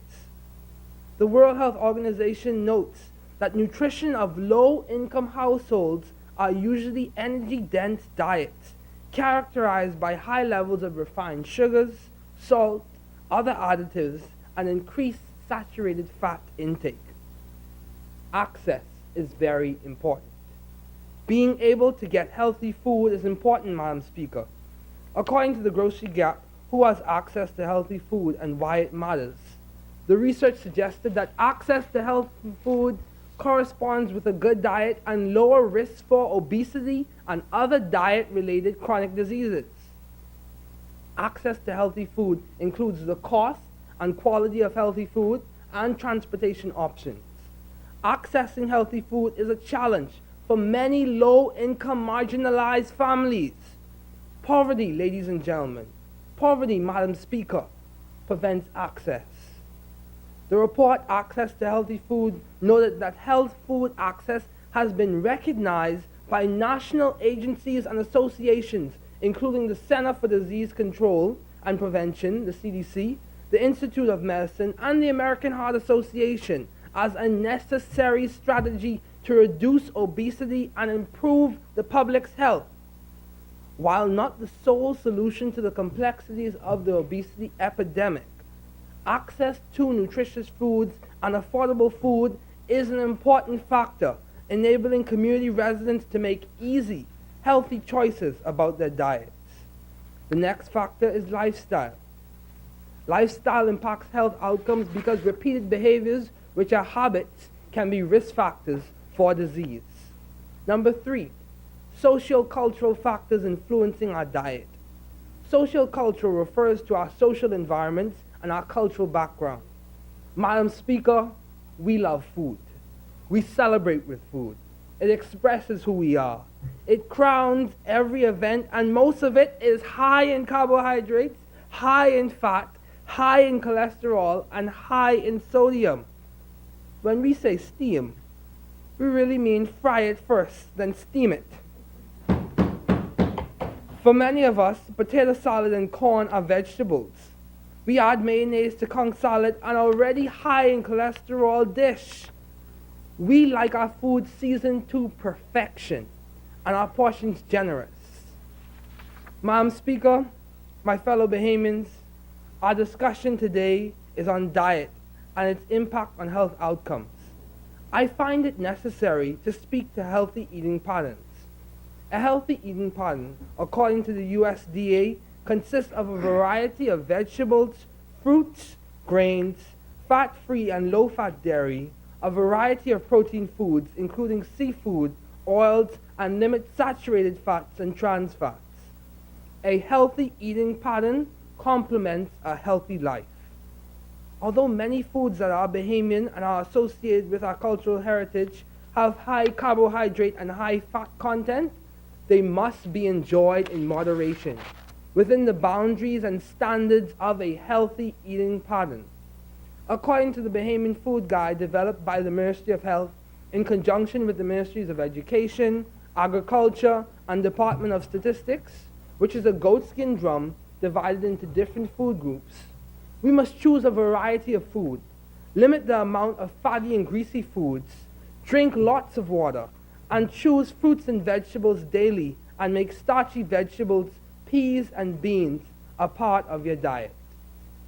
As I conclude, Madam Speaker, an African proverb says, when diet is wrong, medicine is of no use. When diet is correct, medicine is of no need. Overall, cost and access to healthy food, your lifestyle, and your eating patterns affect your health outcomes. It is important, Madam Speaker, to note that these are not exclusive factors or sole determinants of health outcomes. These all synergistically affect health status. Madam Speaker, I recommend that the Ministry of Health, in conjunction with the Ministry of Finance and National Insurance, set a list of dietary requirements that are culturally specific and can be met by a minimum budget. These dietary requirements will be able to work with a voucher program. The voucher program would be spearheaded by the Ministry of Finance and the National Insurance Board, which would provide access to healthy food to those with a set low income. Also, in terms of infrastructure, there needs to be more community parks with lights and more sidewalks to encourage walking. Additionally, Madam Speaker, our school curriculum from preschool to high school should include a mandatory course called Food and Nutrition.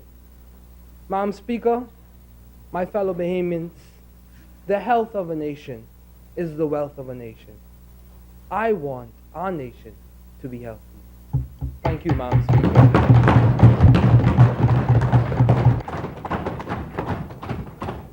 As many? The chair recognizes the honorable member for Long Island. Thank you, Madam Speaker. Madam Speaker, according to the Bahamas STEP Survey 2012, 79.6% of our Bahamians are overweight. 49.2% of our Bahamians are obese. I repeat, 49.2% of our Bahamians are obese. Madam Speaker, we can stand here and play the blame game as to why our country has reached such a low and dire position concerning our health, but alas, that is not what we are here to do. We must identify the problem and then solve it. They say that it takes a village to raise a child, and I, especially being raised in a family island, believe this wholeheartedly. The parent, the school, and the government are all responsible for our people's health.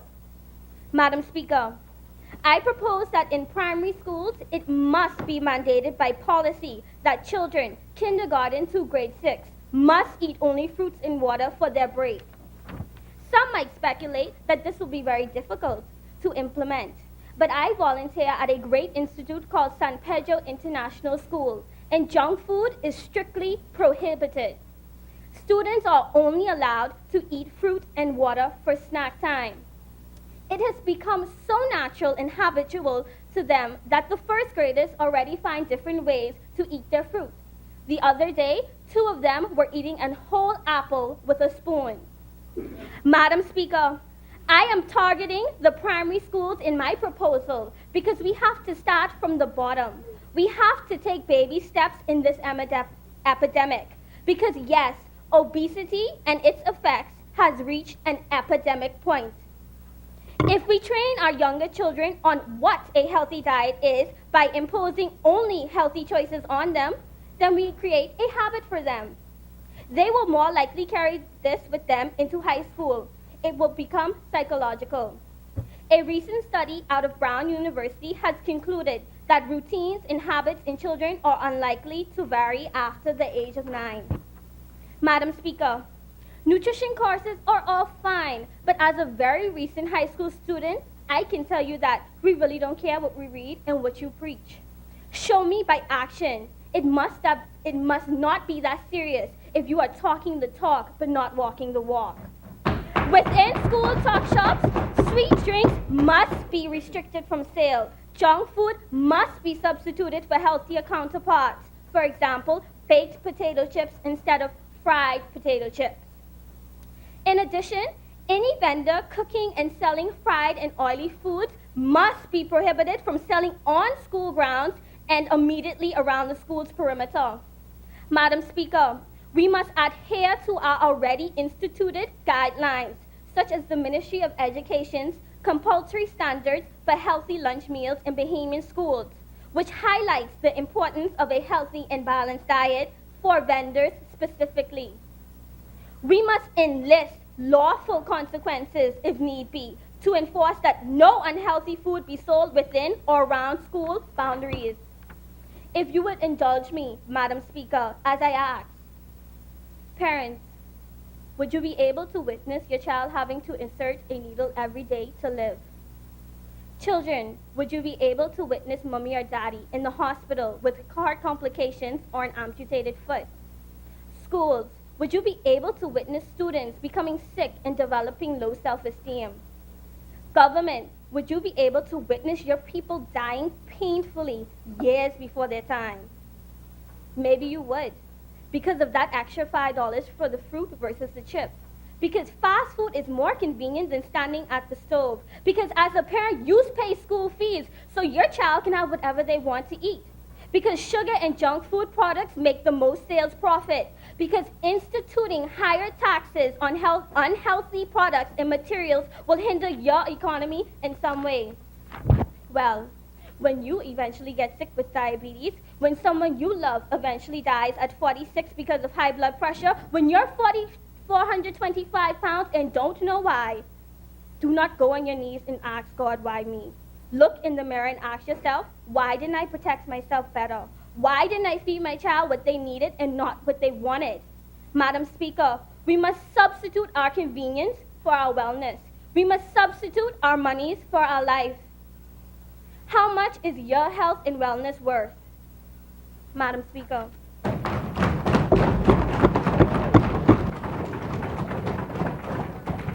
As many, the chair recognizes the honorable member for Seabreeze.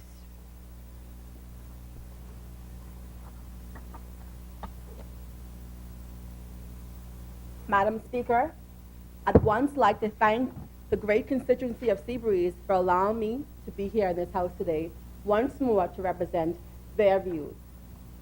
Madam Speaker, we are here today to discuss the health of our nation and to find adequate solutions. Madam Speaker, the FAO 2016 report has ranked the Bahamas as the country with the highest percentage of overweight people in Latin America and the Caribbean. Madam Speaker, we are obese. The Pan American Health Organization estimates that nearly 70% of the Bahamian population is overweight. Madam Speaker, this means that out of 100 Bahamians, 70 people are overweight. This means that 70 people are at risk for hypertension, diabetes, cancer, and other ailments. Madam Speaker, our people are dying because of the quality and the amount of food that we consume on a daily basis. Our cultural norms and our love for food is feeding the obesity problems that our country is plagued with.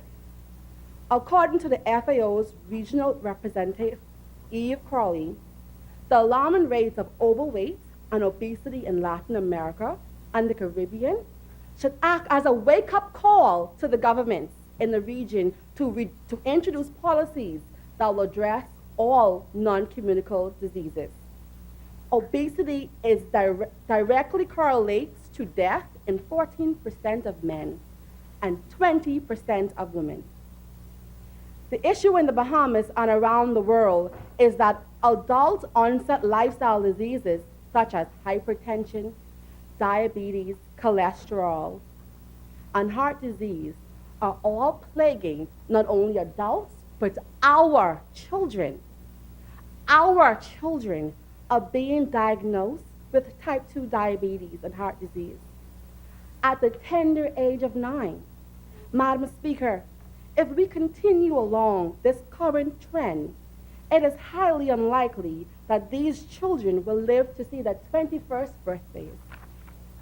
Madam Speaker, as the government of the Bahamas, we are charged to protect our citizens even from themselves. We must protect our children by reforming school nutritional meal plans. I am of the stance that all foods that are high in sugar and saturated oils, such as chips, candy, carbonated drinks, and fried foods, be banned from both private and public schools. I propose that vendors within 100 yards of schools are also banned from selling such foods and beverages.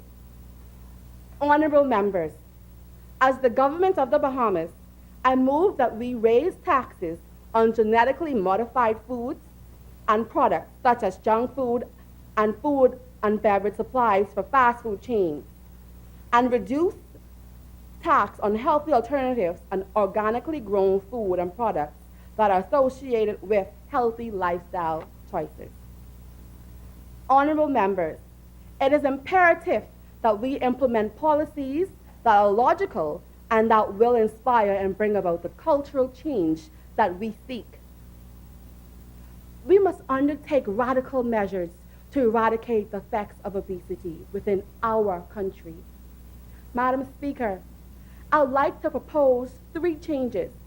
Firstly, Madam Speaker, I move that we make the study of food and nutrition and agriculture subjects a mandatory part of our curriculum.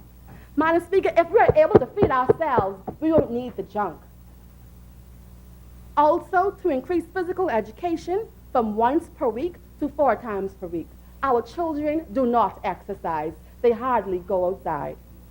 Madam Speaker, cultural change starts with our youth, the youth of our nation. As the government of the Bahamas, we must provide incentives to schools and vendors that purchase healthy, locally grown, and manufactured products. In aid to reduce the use of import and processed and genetically modified foods, Madam Speaker, the preservation of life and the eradication of non-communicable diseases is a priority of this government. And we will exhaust all avenues to save the lives of our Bahamian people. Thank you, and may God save us all.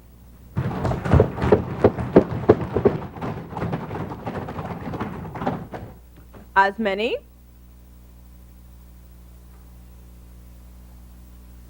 The chair recognizes the honorable member for Fox Hill.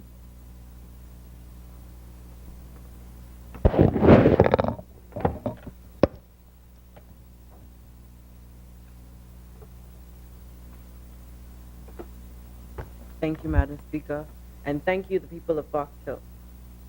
Madam Speaker, allow me to be very Caribbean when I say, we don't want no fat gal, and we don't want no roly-poly. Allow me to simulate your thoughts with a quote that is being passed through time, yet it sets precedence in the House today. To keep the body in good health is a duty, otherwise we shall not be able to keep our minds strong and clear.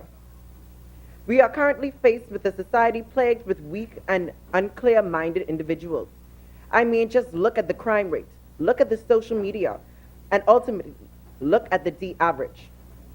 Now, we all have heard about the skill gap that presents or the lack of educated Bahamians. We have also heard the complaints about the caliber of Bahamians being introduced to the work market. However, where does the entire issue of unhealthy and unqualified Bahamians start? Many have said that obesity in most cases is a genetic issue and that most persons that are obese because their parents are obese. Yes, that is the case, but it has nothing to do with genetics. Madam Speaker, it comes down to eating habits. If you grew up in a house where physical inactivity was welcomed and general eating habits were poor, then what do you think would be the approach on wellness? Likewise, if a child comes up in a home that follows nutritional guidelines, he is more inclined to. Yes, I know. Parents are probably tired of being the blames for everything that happens to their child, but let's indulge with me for a moment. By ways of statistics, an average 13,000 people die each day from smoking, and almost 25% of them started smoking because their parents smoked. Moreover, how can a child be influenced to eat better by the way of a household association? But Madam Speaker, how can this government, my government, the people's government, help the parents and the kids? Moreover, how can the government help the nation to curb the pressing issue of childhood obesity and the weakened minds? I strongly feel that we should make changes whereas students must pass a physical each year and offer a wider variety of sports as a part of the curriculum and extracurricular programs. Regulate the vendors, include motor activities in lesson plans where applicable, and have annual constituency health fairs and farm-to-school programs. Giving students a physical test each year will push them to stay active and help them to get in shape. The students must be given guidelines of this physical test, which should be regulated by the Department of Sports. Each task must be taught previously in the year. With the offer of wider variety of sports as a part of curriculum, students will become more open to being active. Let's face it, not everybody wants to play basketball or run track. Whether it's in the curriculum or extracurricular, children should have exposure to tennis, handball, sailing, and cricket. I mean, after all, cricket is the national sport. I feel like if we open the interest of the youth with a more variety of sporting programs, they would be more than interested in participating. Did you know there are 4,000 students on the National Meal Plan, which is a free lunch program where as parents can go to social services and request that the children receive free lunch, after which they make their selection? The budget is $3.52 million a year, and the standards are that you may provide fruit and the juice must be 100%. Students must be fed 2 hot meals a week minimum. With that being said, I suggest that we continue to do this program with the standards in place, but offer at least 4 hot meals a week minimum. In government high schools of New Providence, there was a stigma attached to the meal plan, so vouchers were given to the students that they can use at the particular vendors, just like everybody else. Madam Speaker, I propose that we take the route on a wider scale by regulating the vendors to do the same standard of the National Meal Plan until the annual budget can be accommodating cafeterias. There's a copy of the standard for each honorary member in a packet that will be provided by the clerk. Teachers have influence on the students because they spend most of their time. They act like second mothers or father figures in most cases. I suggest that we ask teachers to add more motor activities in the lesson plans. Research has proven children lose out on motor skills in the classroom setting since they leave junior high. Health fairs and farm programs should be implemented in each constituency. In the Fox Hill constituency, we already had 1 health fair for the year. That was successful. There was a great turnout. We had doctors and nurses from the community. We also had free healthy sandwiches and soups and offered aerobics, soca aerobics, and fun activities and games. Also in Fox Hill, we already have farm-to-school programs. At the start of the summer, the Discovery Learning Center School, which had a farmer's market, sold the produce they grew through the year. It was successful. The Honorable Chanel Ferguson started to go into communities with the youth and plant crops, which was the start of the Fox Hill farming program. Thank you.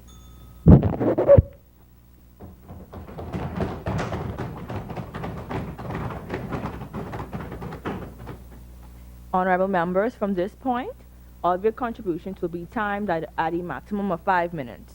As many, the chair recognizes the honorable member for St. Anne's.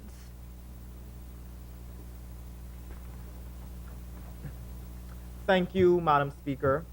It is indeed my pleasure to rise again to contribute on behalf of the mighty people of the St. Anne's constituency in this honorable House during this 20th session of Youth Parliament. Madam Speaker, as we are all aware, obesity is a major epidemic plaguing our nation. Specifically, however, childhood obesity is even more of a concerning danger. Madam Speaker, there is no need for me to riddle off countless statistics on the state of obesity in our nation or the dire consequences in which it brings, as we all, especially with the introspection given by my fellow honorable members, know the giant of an issue that we are facing. Madam Speaker, it takes only one trip to a local Bahamian public school for it to quickly become a reality that the nutritional options offered at these institutions are seriously unhealthy and not beneficial to the well-being of our youth. Madam Speaker, with this tabled resolve being implemented, we can counteract this growing issue. In our schools throughout all of the islands, this resolve will allow for many new practices to be introduced in our institutions. One of these being the adoption of a healthy foods program in our schools, offering an array of fruits and vegetables along with appealing low-calorie and nutritious meals to students. Madam Speaker, this, along with stricter regulations on tuck shops and food vendors, can mend the ever-growing issues of childhood obesity. Madam Speaker, I would like to echo the very sentiments of the Honorable Member for Central and South Eleuthera, that we as a nation are eating ourselves sick. A way to combat this, however, Madam Speaker, is through physical exercise and activities. If we, Madam Speaker, require students' involvement in at least one physical activity during their school career in order for graduation, the percent, I assure you, of obese children would decrease drastically. We must ensure that every child either runs, jumps, dances, kicks, skips, catches, or stretches at least once per week, excluding mandatory PE classes. Madam Speaker, finally, I plead with you that we further educate our prized Bahamian people on the effects of an unhealthy diet. Nutritional courses and classes must be accessible not only to students, but to every Bahamian under the sound of my voice, as it is my belief that an educated Bahamas is a better Bahamas. As I conclude, Madam Speaker, it is my fervent belief that this resolution must imperatively be passed. And if not, we can slowly say goodbye to the well-being of an entire upcoming generation. And then, and only then, can we cry, as the Honorable Member for Pine Ridge said, Father, please help us. Thank you, Madam Speaker. As many, the chair recognizes the honorable member for Nassau Village. Thank you, Madam Speaker. Allow me to say before I begin that although it would appear as I have never missed an unhealthy meal, Madam Speaker, I know I am not the smallest, but let the record reflect that I am not the biggest. And this speech comes from the heart and not the stomach. Obesity is a global struggle, Madam Speaker, The Pan American Health Organization reports that globally in 2016, children were 10 times more obese than in 1975. To further this study, Caribbean Food and Nutrition Institute said in 2007 that regionally obese children account for as much as 15% of the population of the Caribbean islands. Bringing it closer to home, as mentioned by the member for West Grand Bahama, the Bahamian Ministry of Health has confirmed that 6 in 10 children are obese. Madam Speaker, we have a large problem, no pun intended. Madam Speaker, we must fully understand the problem we are facing. In a study conducted by Dr. Brennan, Delaveau, and Brathwaite of the Ministry of Health, they have discovered that the rising rates has been linked to fatty food, soft drink, and high-energy drinks in the school system in the country. Madam Speaker, studies like Dr. Brennan's have shown that obesity can lead to other serious problems like heart disease, diabetes, sleep apnea, and joint and bone issues. This shows, Madam Speaker, the intensity of the situation. Imagine a whole generation being wiped out because of obesity-related disease. At the rate we are going, Madam Speaker, by the time as most of our children would have reached the age of 40, more than 70% of them would have been deceased. However, Madam Speaker, I would like to note that this epidemic has not gone unnoticed by the government, who has placed strategies in place to help combat childhood obesity. The government has placed policies on schools that has reviewed tuck shop and lunch meals and mandatory knowledge of food and nutrition. However, Madam Speaker, there is more room for improvement. Madam Speaker, I spoke with a school nurse who wished to remain anonymous, and therefore she will remain in the political garbage can. Madam Speaker, she noted that the problem that a lot of schools are facing today would be that of unlicensed vendors who sit outside of the schools and sell these children candies and sodas early in the morning or late in the evening. Madam Speaker, this is inappropriate. Who would find it not an issue to give a 10-year-old or a 9-year-old who may not know any better a soda at 7 o'clock in the morning?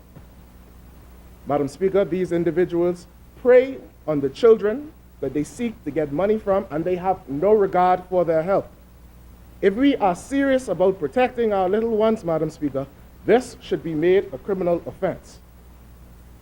Madam Speaker, to rigidly enforce the government's health policy, a full review must be made on what our vendors sell in the schools, requiring them to submit lunch plans that must be approved and restricted otherwise.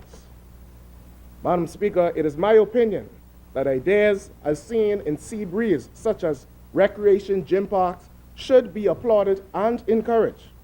This assists in reducing the quality of obesogenic environments, providing equal opportunities to all.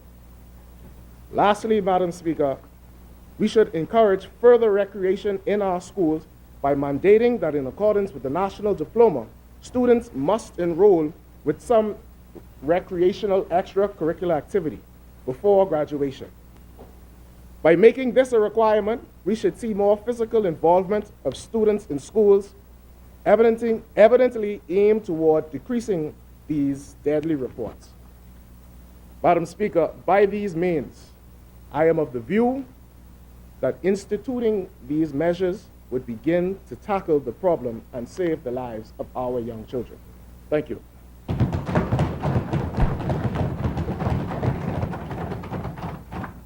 As many? The chair recognizes the honorable member for Mangrove Key and South Andres.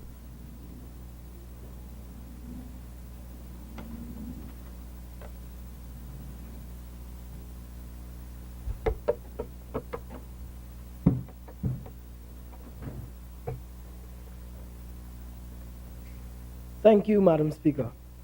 Madam Speaker, we live in a world where the government considers some important factors as free. Healthcare, free. Education, free. Religion, free. Speech, free. Unlike these, childhood obesity is not. As I continue with my contributions to the House today, I transition to the second resolution, childhood obesity. The problem of obesity is not like the big shacks, 2 plus 2 equals 4 minus 1, 3, quick math. It is far more complex than that. It would be more suitable to compare this issue to an endless math equation. According to PAHO, the problems associated with obesity extends to death, and it is inclusive of a painful journey not worth enduring. Let's elaborate. As an overweight child, reality kicks in, and it is likely for him or her to be bullied or teased, which can lead to them becoming isolated. Eventually, that child will develop a low self-esteem and may be discriminated against. It was also stated that obese children are far more likely to become obese adults. This organization further stated that as an obese adult, you are less likely to attain a higher education, which can result in low employment and income. Obese adults have fewer friends and are less likely to get married. Most evidently, obese adults are likely to suffer from prejudice and discrimination for the rest of their life.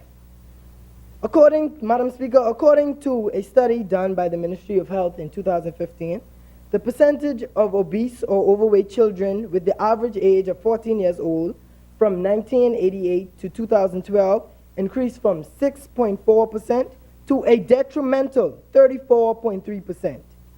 It is incumbent upon this nation that we turn those numbers around. Notice, I said nation, because the responsibility is shared among parents, teachers, principals, pastors, community members, and the leaders such as politicians. That's us. That's why we're here today. It starts here. Childhood obesity cannot be overcome overnight, but let us examine some methods to eradicate this problem. It has always been the role of the government to help solve problems, including health crisis. Obesity is a health epidemic across our country, and we have a responsibility as a society to do all that we can to promote good nutrition and healthy eating so we can reserve this alarming threat. Madam Speaker, students should be educated about the risk factors associated with obesity as well as consequences that may follow. It is important for students in the education system to be knowledgeable about what foods qualify for daily consumption and which ones you should intake once a week. Madam Speaker, although BAMSI is not directly a part of my constituency, there is a way to get it there, or at the very least adopt its cultures. Residents of my constituency already practice subsistence farming in their backyards. If we can pass a law that mandates agriculture to be taught in our schools and intertwined with the national diploma as a form of commitment to learning the skill, we can see much better results. This also increases agricultural security because fresh produce is being locally grown and will eventually make it into our schools. Madam Speaker, on average, each child in the Bahamas has 1 hour of physical education per week, which is simply insufficient. Medical doctor Edward Laskowski says that 150 minutes of moderate exercise or 75 minutes of vigorous exercise is the minimum that an individual should perform per week. A policy should be put in place that seeks to ensure that physical education classes take place more than once a week and having at least one physical extracurricular activity be mandatory for all students. The Bahamas is ranked the 6th most obese country in the world based on 2014 statistics from the World Health Organization. An obesity rate of 36.2% pushed the country ahead of regional counterparts like Barbados and Trinidad and Tobago, who ranked 12th and 13th on top of the 25 list that was published by Yahoo News. There are young people in this country who are really willing to make a difference. The proof is shown here today. But I challenge you, future parliamentarians, to not give up the fight, drive, dedication, or passion for what you believe in. Let us parliamentarians of today continue to be leaders of tomorrow. Thank you.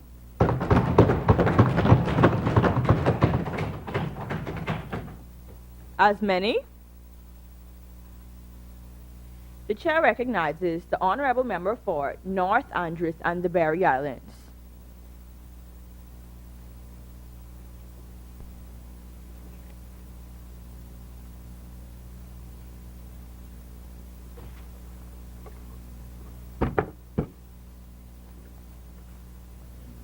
Thank you, Madam Speaker.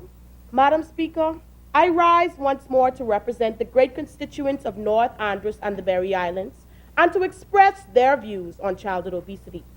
Madam Speaker, our youth are the future of our nation. In order to ensure the continued success of this nation, we must equip them with everything they need to excel in all their endeavors.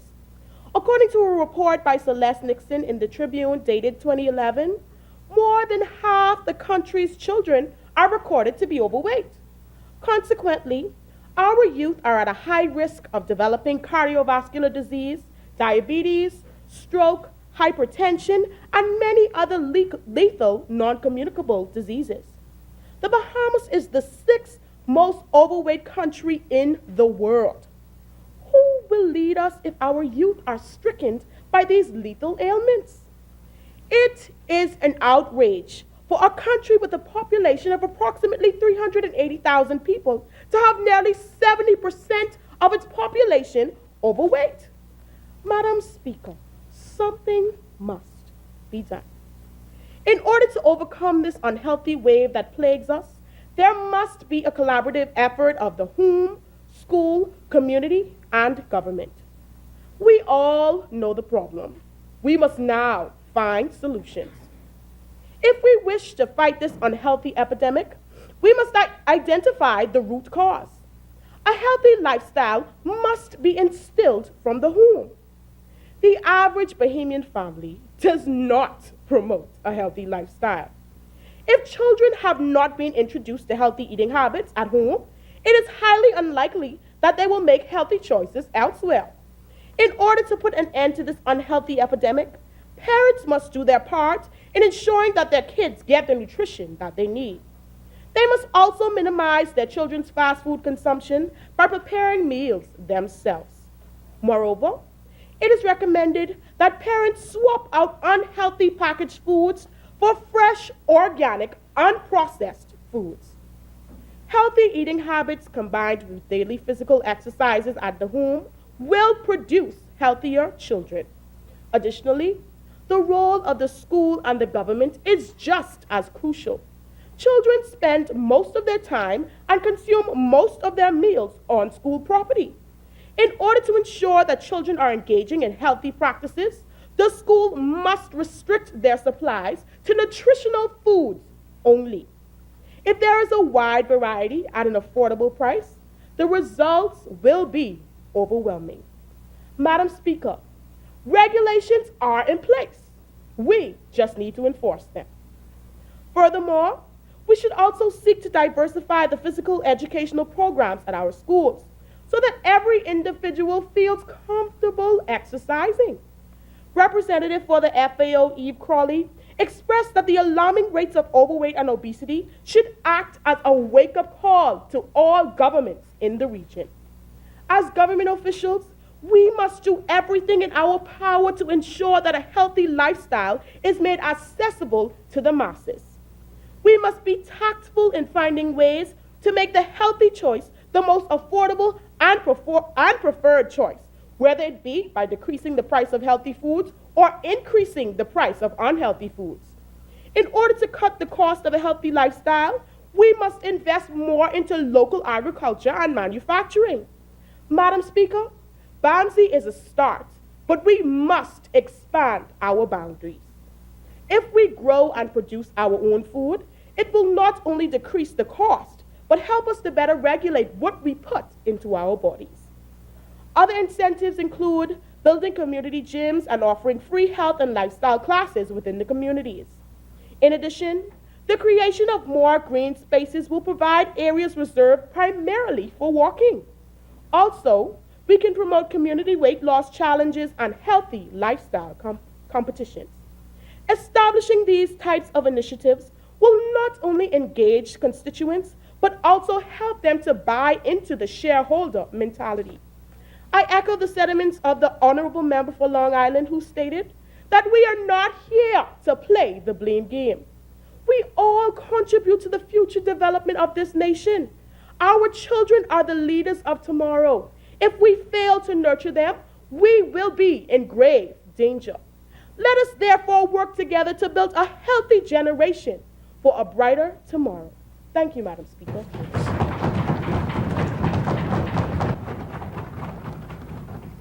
As many?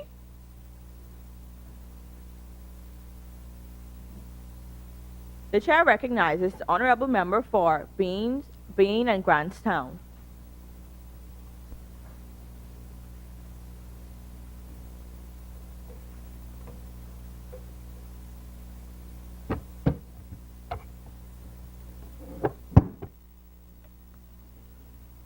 Thank you, Madam Speaker. Madam Speaker, I stand again in this honorable chamber on behalf of the great people of Bain and Grantstown. Take a look around you. What do you see? Obesity, the Bahamian epidemic. Obesity, the leading cause for more than 3/4 of all deaths in the country. Obesity, the Bahamas' failure to effectively exercise healthy living practices. Madam Speaker, after thoroughly researching this topic, I'm most definitely witnessing it firsthand. The causes of childhood obesity have become very clear. What will it take, for us as people to decide we have gone far enough and that now is the time to make the changes necessary so that our children live better quality lives and become more productive citizens of this great country? It is outrageous for us to remain content in a country where the percentage of overweight and obese children has skyrocketed to 45% as of 2013. As a direct result, more children suffer from non-communicable diseases now than ever before. I must repeat, Madam Speaker, that 70% of Bahamians, according to national statistics, die prematurely mainly due to obesity. Madam Speaker, I want solutions. No longer should we be okay with this crisis. The new dietary guidelines by the Ministry of Health, which encourages the consumption of fruits and vegetables, less salt and sugar, more water, and increased physical activity, are the main points relating to children. School meals must meet the nutritional requirements of children, as it is the responsibility of the government of the Bahamas to ensure that they receive the best food possible. In doing this, it should be compulsory that food made use as much locally produced products as possible, both supporting the local economy and ensuring that children receive nutritious, chemical, and GMO-free quality food. Madam Speaker, the resolution speaks to the implementation of strong nutritional standards for outside vendors. I am of the view that there should be no vendor outside any school, public or private, that offers food or beverages that are not approved by the set guidelines. Additionally, Madam Speaker, school organizations need to find other ways of raising money rather than having activities such as bake sales on campuses. Madam Speaker, children living in households with overweight adults are statistically proven to be 4 times more likely to become overweight. It was shocking for me to learn, Madam Speaker, that 73% of Bahamian adults say that they did not receive sufficient physical activity as children. Therefore, I believe physical activities must become a part of national requirements for all children and necessary for high school graduation. A diversification of activities such as swimming, rugby, tennis, football, dance, yoga, hiking, amongst others, to cater to the different needs and abilities of students. Short classroom stretching or exercise can keep children alert and active as well. Planning activities during lunch and break times can also be very beneficial. Madam Speaker, Schools should be adequately supplied with equipment, most likely in a small gym, which students can use freely.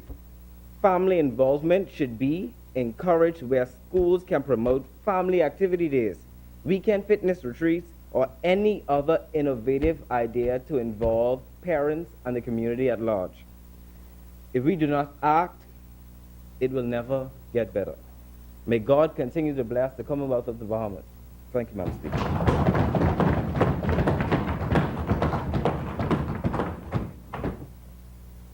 As many. The chair recognizes the honorable member for Central and South Abaco.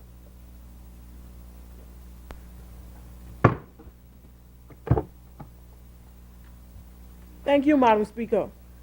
Madam Speaker, I rise once again on behalf of the good people of South and Central Abaco to advocate the effects and resolution of obesity.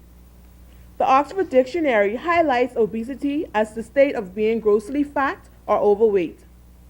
Madam Speaker, obesity is a common affair in our Bahama land that affects our children, threatens national health gains, and shortens the lives of future Bahamians. I believe that as Bahamians, we should educate ourselves and educate each other to resolve childhood obesity. The problem of obesity among children combines poor diet with lack of exercise, and we have a substantial population of children who are grossly overweight. Today, nearly 1 out of 4 children and teens in our country are overweight or obese. Madam Speaker, those extra pounds put kids at risk for developing serious health problems, including diabetes, heart disease, and asthma. Childhood obesity also takes an emotional toll and causes low self-esteem, depression, anxiety, and poor body image. Madam Speaker, to eliminate the development of childhood obesity, we should demand that it be against the rule to sell junk food on school premises or outside schoolyards, because there is a growing concern that junk food availability has small positive associations with BMI and obesity. Efforts to limit sugary drinks and junk foods on campus can reduce students' risk of becoming overweight or obese, because children spend almost their whole day in school, and whatever they consume at school can contribute to them being obese. Therefore, schools should provide healthy meals and drinking water to students. They should increase physical activity and prevent our children from spending their entire school hours caged in a classroom. Madam Speaker, in the Bahamas, 69% of children drink carbonated beverages every day, and 84% of children don't get enough exercise. And if this culture continues, Madam Speaker, by 2022, more children and adolescents will be obese than underweight and eventually will die. And henceforth, there will no longer be a future for the Bahamas if all of the upcoming generations are suffering from diabetes or other heart diseases. Moreover, decreasing the amount of unhealthy food items imported in our country can lower the rate of obesity in children, adolescents, and adults. Madam Speaker, there is a major difference between the foods 20 years ago and the foods today, because more calories are added, and these same foods that contain unhealthy toxins are being imported to our country. Instead of hosting U.S. products that contain detrimental ingredients, we can grow natural and organic fruits and vegetables. For instance, the Chichorni farm grows the finest quality, locally grown Bahamian produce delivered right to your door. This farm not only helps diminish obesity, but it empowers economics in the Bahamas. More organizations like the Chichorni farm can be developed to sell affordable products to all islands of the Bahamas. Also, Bahamians can grow fresh fruits and vegetables right in their backyards to save money and stay healthy. Furthermore, we can reduce obesogenic environments, which refers to an environment that promotes gaining weight within the home or workplace. Unsafe neighborhoods, no sidewalks, poor lighting, or unkept parks and benches are just a few factors that represent an obesogenic environment. In a world where obesity has now reached epidemic proportions, a thorough understanding of the underlying causes of the problem is essential if society, public health initiatives, and government policies are to successfully address the issue. The obesogenic environment describes all possible influences that our environment presents, which encourage overweight and obesity in individuals and populations. We can prevent the influence of obesogenic environments by adding more sidewalks, limiting the cost of and availability of leisure facilities, adding more bicycle lanes, build a proper park on every island, construct a gym with free membership fees for all citizens, additional places to purchase healthy foods, and maintaining a healthy workplace. In closing, Madam Speaker, the average rate of obesity increases annually and can lead to many health effects. However, if we are conscious of what we eat every day, further educate students about healthy eating habits, and grow many of our own foods naturally, we can defeat the rise of obesity and live a healthy lifestyle and be a healthy nation. Thank you, Madam Speaker.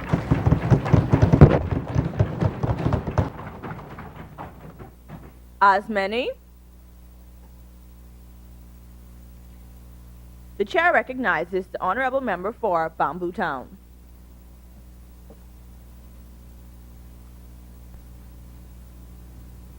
Thank you, Madam Speaker. In the words of an American physician, nurse, and public health administrator, Richard Carmona, if the childhood obesity epidemic remains unchecked, it will condemn many of our kids to shorter lives, as well as the emotional and financial burdens of poor health. Madam Speaker, it is my esteemed pleasure to stand before you once again and represent the wonderful constituents of the Bamboo Town constituency. Medical news today describes obesity as a condition where persons has accumulated so much body fat that it might have a negative effect on their health. There are various factors to obesity in children, which includes genetic, metabolism, eating, and physical disorders, environmental factors, as well as social and individual psychology.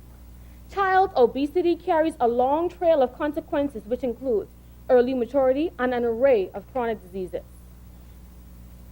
Madam Speaker, Bahamian children are constantly being bombarded with unhealthy foods, and studies show that there are 10 times more obese children and adolescents than there are underweight.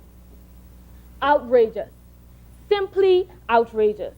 These numbers are absolutely too high and cannot be accepted.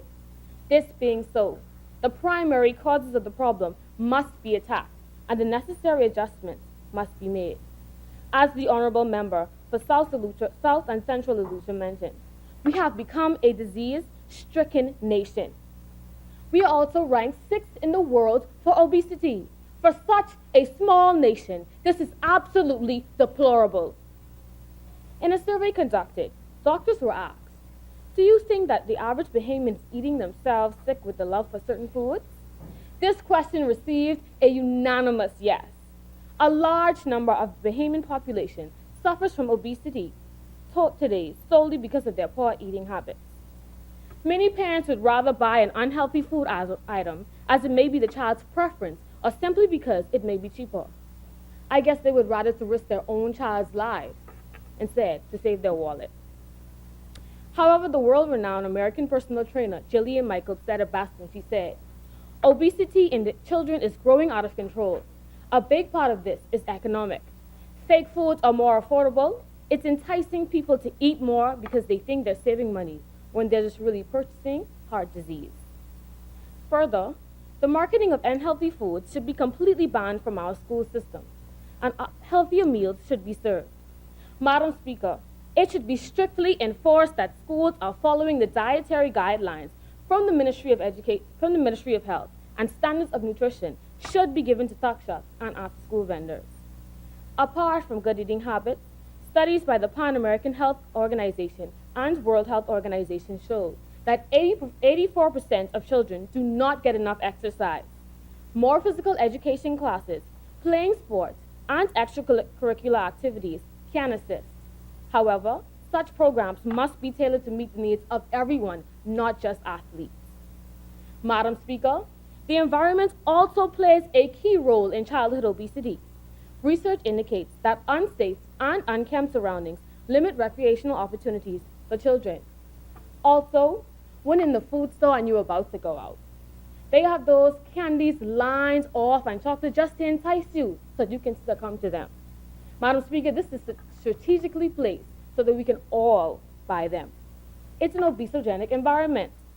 Madam Speaker, While there may be many obstacles on the path to reducing childhood obesity, the most important steps we must take is to educate, educate, educate.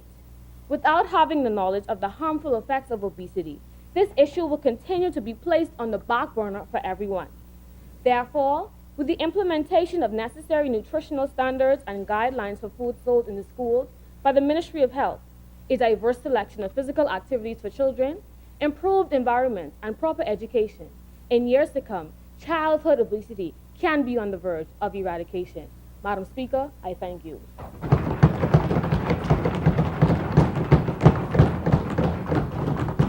As many, the chair recognizes the honorable member for Golden Isles.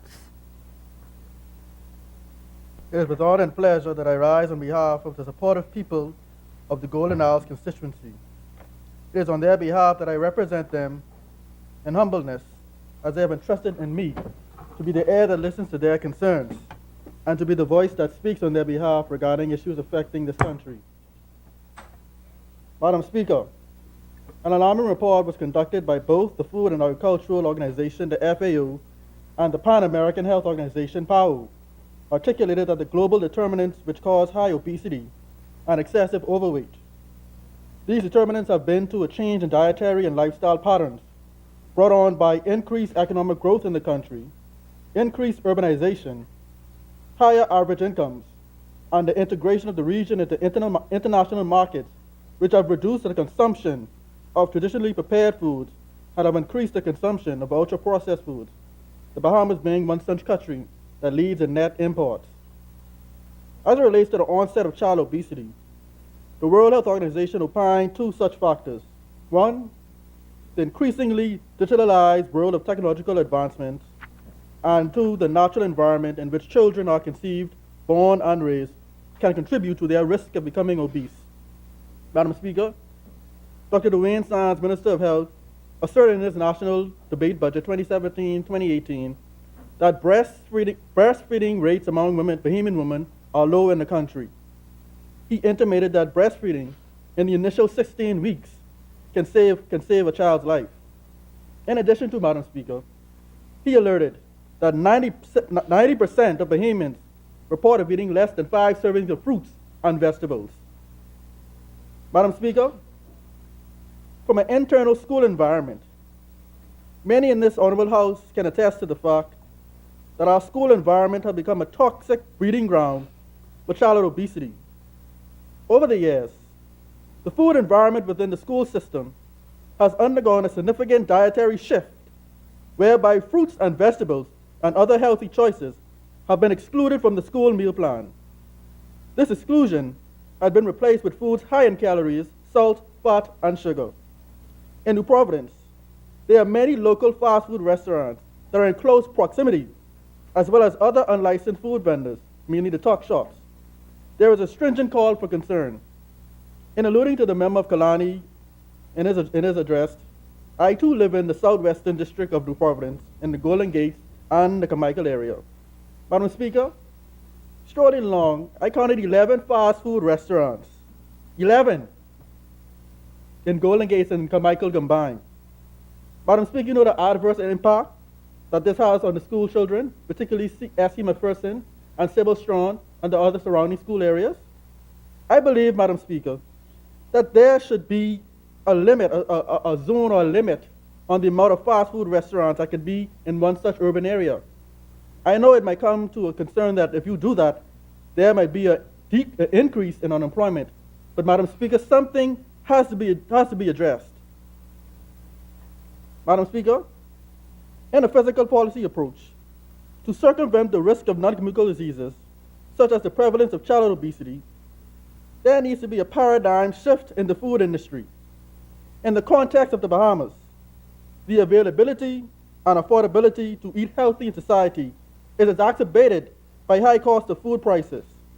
The World Health Organization 2016 report stated that pricing strategies, such as food taxes and subsidies, need to be imposed by governments. Madam Speaker, this is a serious concern. If one were to go in Super Value and go pick up a bag of grapes, $8, Madam Speaker, $8? Madam Speaker, you know what $8 I could get? I mean, I could go to KFC right now, get a 2-piece spicy, $7. That's my favorite. The thigh and the wing with my Coke soda. If I go to Wendy's, you know what I could get? Number one single classic. A couple change extra to get one sweet apple pie. Madam Speaker, come on, man. Come on. Come on, man. You could get more for less by eating unhealthy than eating healthy. Something has to be done. Madam Speaker, increase physical activity. However, in the educational system, children and adolescents between 5 and 17 years of age should accumulate at least 60 minutes of moderate to vigorous, intense physical activity every day. It is imperative that the Bahamian school system includes a physical activity plan component taught by trained teachers in a conducive environment. Madam Speaker, I do not want to play the blame game of blaming the government or the school system, but an introspective look has to be taken within our own selves. It is in this vein, Madam Speaker, that the Holy Scripture of 1 Corinthians chapter 16, verse 19 states, "Your body is the temple of the Lord." As Bahamians, I believe we should be more knowledgeable and more cautious of what we consume in our bodies. As a result, I implore all Bahamian families, and by extension the government of the Bahamas, to commence this level of health awareness in instructing families and children to eat and live healthy lives, in that we could salvage the hope of our country, protect our generation of people, as well as generations yet unborn. And Madam Speaker, when I look at this topic, I find it so ironic that I'm speaking on obesity, and I balloon, but you know what? It makes me think that I need to practice what I preach.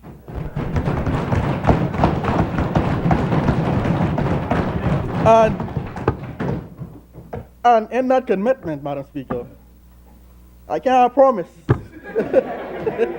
but I'll try my best to adhere to such policies that I recommended today. In so doing, Madam Speaker, thank you for your indulgence.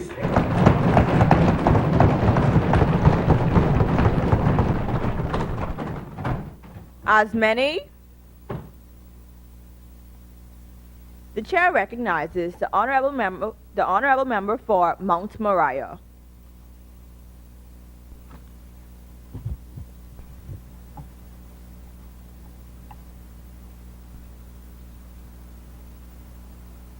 Madam Speaker, today I stand before you, thank the lovely constituency of Mount Moriah for electing me to represent them today.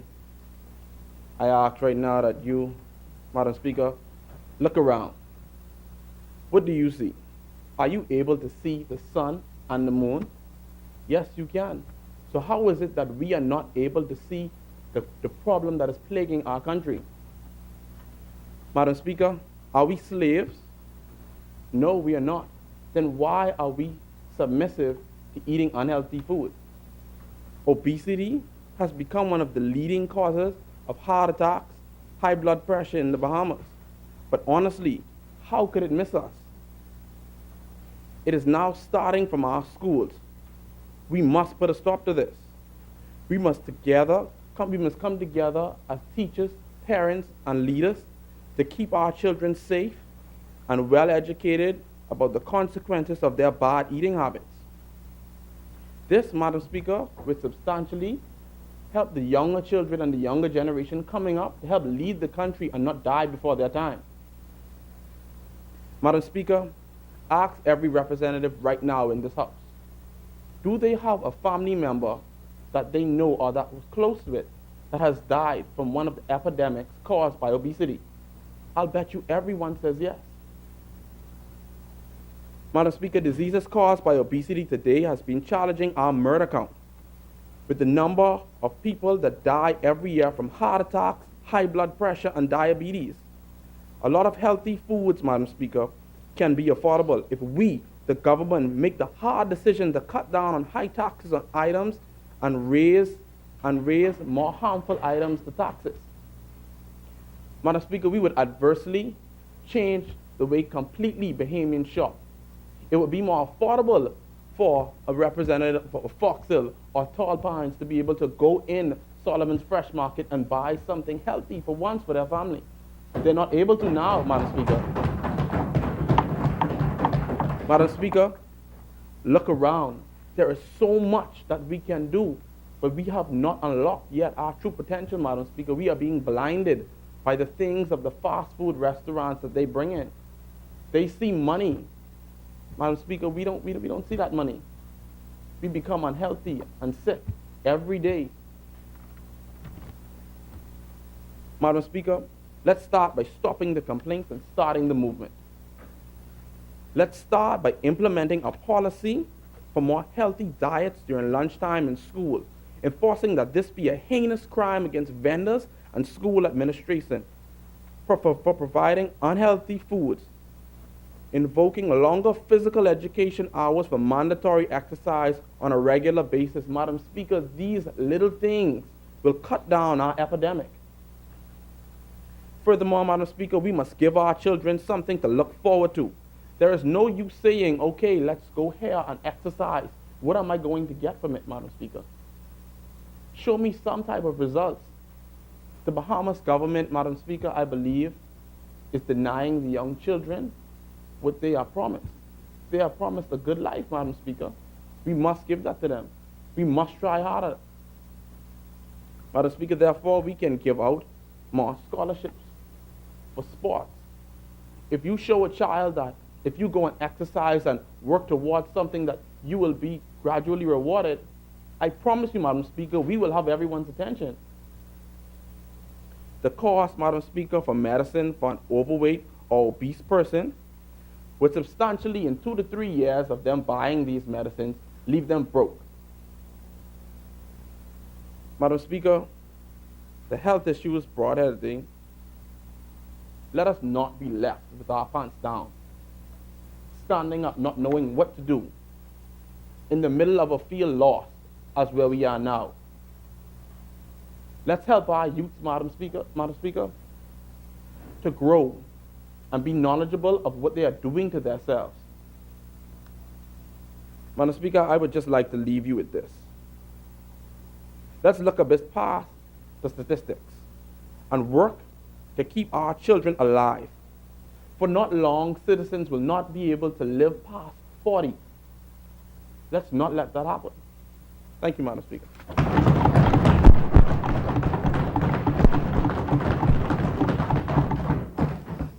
As many? The chair recognizes the honorable member for Marathon. Thank you, Madam Speaker. Madam Speaker, childhood obesity is prevalent in our Bahama land and is currently taking a steady climb to higher heights. Madam Speaker, this may be too cliche, but definite is true. You are indeed what you eat. I cannot put it any plainer. But what I will say loud and clear, Madam Speaker, is that I strongly agree with the suggestions put forth by the resolution that schools are major contributors to this critical problem of childhood obesity. Madam Speaker, the entire school meal choices and all associated there will need total redirection. The resolution suggested that farm-to-school programs be implemented to provide healthy, locally grown foods to students, and that a comprehensive physical program be implemented in schools. Madam Speaker, this is an excellent idea, but we need all hands on deck to see it through to fruition. How can this be done? It's simple, Madam Speaker. All we need is a plan and to stick to the plan. If we do talk, the plan will fail. In other words, no one should be exempted from this plan. Absolutely no one. Now, we must engage the students into becoming self-sufficient and provide their own farm to school. Children are more likely to find interest in consuming what they have produced rather than what they are given. We must also set up cookery rooms and instructors to teach the students how to prepare interesting, healthy meals. Yes, Madam Speaker, with an instructor who teaches how to prepare meals from natural produce, the possibilities are endless. This too may sound cliche, but it too is true. Give a man a fish, he eats for a day. But teach a man how to fish, he eats for life. Shouldn't we teach the children how to prepare healthy meals so that they can live long, healthy lives? We should not only teach them, but show them the dangers of eating junk food. Madam Speaker, our children are our nation's future. If we sit by passively and allow the tentacles of obesity to smother our children through the lack of physical activities and non-compliance of food vendors and school tuck shops, our nation will die. Then who is to blame? I must stress, Madam Speaker, that the suggested policies must be implemented because our children's lives depend on it. In closing, Madam Speaker, the clarion call has gone out, and to all the sundry to join in the fight against obesity before it spirals out of reach. Thank you, Madam Speaker.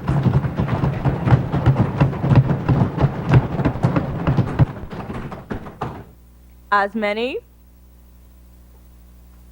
the chair recognizes the honorable member for Freetown.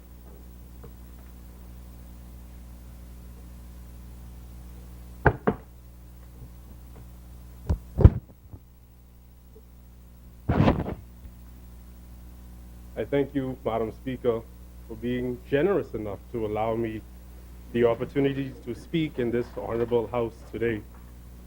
In the interest of time, as surprisingly I am the final person to contribute, I will spare you all of the statistics. We've heard them enough today.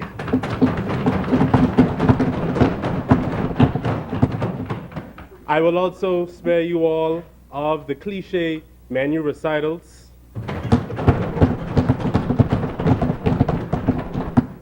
In my honest opinion, it is not even necessary. At this point, it would be, as a Jamaican teacher I had in high school would put it, as annoying as a tick up a cow behind. It is no secret, Madam Speaker, that we, the people of this Commonwealth of the Bahamas, are an overweight people. We glorify this reality with expressions like meat for man and bone for dog. In addition to the glorification of things that are wrong, we trivialize things that are wrong. How do we trivialize them? An overweight female girl child, we refer to her as, she just a little shapely. For a boy child, we say, oh, he just a little husky. They're overweight.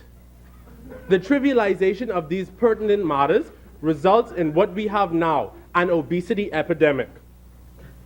My own uncle refers to his diabetes as just a little touch of sugar. As the honorable member for Marco City said, there is no such thing as a touch of sugar. We live in the Bahamas today where children as young as 7 are not just being touched by sugar, they are being grasped by sugar and are suffering from diabetes. Yes, these young children, due to their weight problems, children again as 7 years old are going through puberty. Imagine your little sister, your little cousin, or even in a few years from now, your own child at 8 years old going through menstrual cycles. That is ridiculous. Because of the health implications brought on by obesity, specifically in the form of non-communicable diseases, these same children will live only to see their early 20s, the same age range as most of you and I in here today.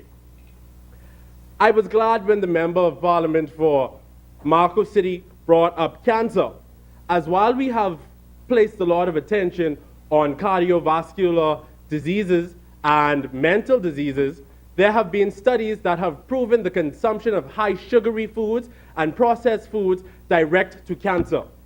In the Bahamas today, we have high occurrences of breast cancer, some of the highest per capita in the world, and the same can be said about prostate cancer. I look at my own mother, now battling stage 3 cancer, And I think, could we have prevented this by simply changing our diets? Would she have been able to avoid weekly chemotherapy treatments by simply changing her diet? This reality, where members like myself and Engliston watched the strongest women in our lives be almost taken completely from us in my case, and in his case, taken completely from him, is a reality that the Bahamas is heading towards for every individual in this country. However, it can be curbed. I was shocked when I had a conversation with Ministry of Education officials, and they advised me that they are already in collaboration with Ministry of Health officials. And because of this, several years ago, a healthy lunch tuck shop and lunch vendors policy was instituted. However, if you drive past schools in my constituency of Freetown, like Uriah McPhee, you will see the back trunk vendors. You know them, Madam Speaker. We all know them. We all familiar with them, selling salty, big Texas, chubby, everything that we love to consume. These things are unhealthy for adults to consume. Why then are we giving them to children? If the policies are in place to promote the consumption of healthy foods already, we need to emphasize it. We need to enforce it. We need to make sure that the rules are followed. We need to ensure that Ministry of Health officials and Ministry of Education officials visit schools in every constituency to ensure that one, persons are licensed, that they are licensed vendors, and two, they are following the guidelines implemented by the Ministry of Health and Education. And I'm not just referring to Ministry of Education schools. Why? Because in my constituency of Freetown, there is the great, as many people would refer to it, Queen's College. Today, Queen's College receives subvention from the government. As such, despite the fact that it is a private school, it should be held accountable by the government for the promotion of healthy lifestyles. In addition to Queen's College, that should be done with every other private school, because Queen's College is not an anomaly. The majority of private schools in our country receive subventions from the government. And every school, from Walker's Key in the north, even where there isn't a school, but it is the northernmost point in the Bahamas, to Inagua in the south, every school should be enforced. To me, Madam Speaker, the selling and the preying, the preying on these young children and selling to them these unhealthy snacks is an egregious offense. And the Ministry of Education must go vigorously and attack, for lack of a better word, this activity. I graduated from Grand Bahama Catholic High School. Madam Speaker, during my last year in high school, the hotel and catering and food and nutrition teacher created a small farm. Students in either hotel and catering, like myself, or food and nutrition were required as a part of the class to take part in simple farming exercises, such as planting pots, watering, and other related activities. This was to promote the use of healthier, organic produce in our cooking in school. It is my belief, Madam Speaker, that exercises like this, where possible, and I say where possible because every school property may not have the arable land to do so, but where possible, it should be employed throughout schools in the entire archipelago. Any dietitian would tell you that the average person requires at least 30 minutes of exercise per day, even if it is just a simple walk. Because of this, one physical education class per week at an average of 45 minutes is nowhere near enough exercise for young children today. In addition to having locally grown produce on your campus, the students participating in this exercise would be involved in some sort of activity, because if anybody in here has done any sort of farming, you know that it is no simple feat.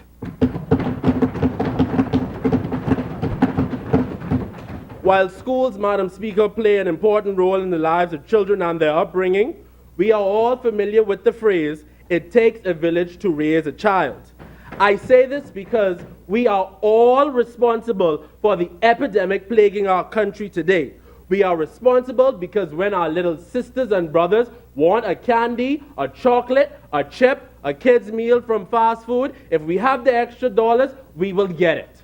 We will not suggest to them and say, you should have an apple. You should have an orange. We will not say, let's go for a walk. We will buy them a cell phone. We will buy them 2K18 for their Xbox 360s and their PlayStation 4s.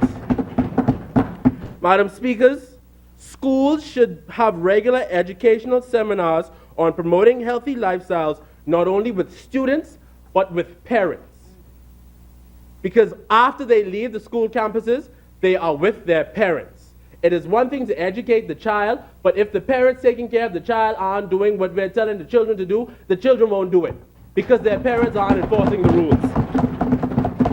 By doing this, we can ensure that healthy lifestyles are maintained not only on campuses, but near campuses and off campuses, thus creating healthier schools, healthier communities, healthier families, and most certainly a healthier Bahamas. Thank you.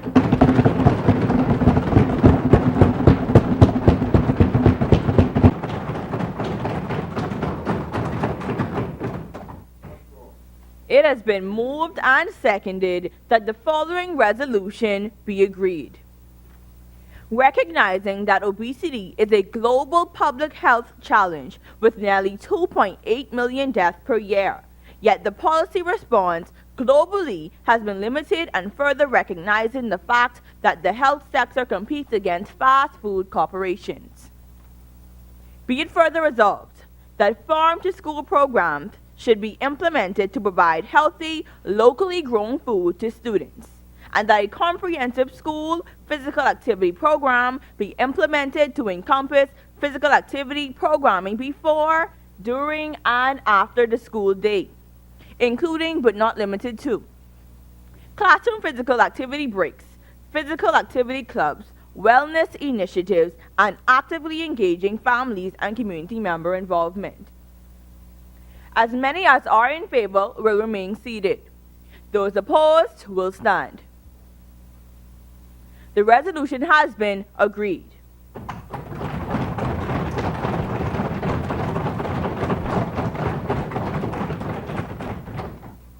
Further resolutions? The chair recognizes the honorable member for North Eleuthera. Thank you, Madam Speaker. Madam Speaker, there are no further resolutions. Adjournment. The chair recognizes the honorable member for Centerville. Madam Speaker, I move that the Youth Parliament, at its rising, do adjourn sine die. Is there a seconder? It has been moved and seconded that this House, at its rising, do adjourn sine die. As many as are in favor will remain seated. Those opposed, stand. The House stands adjourned sine die.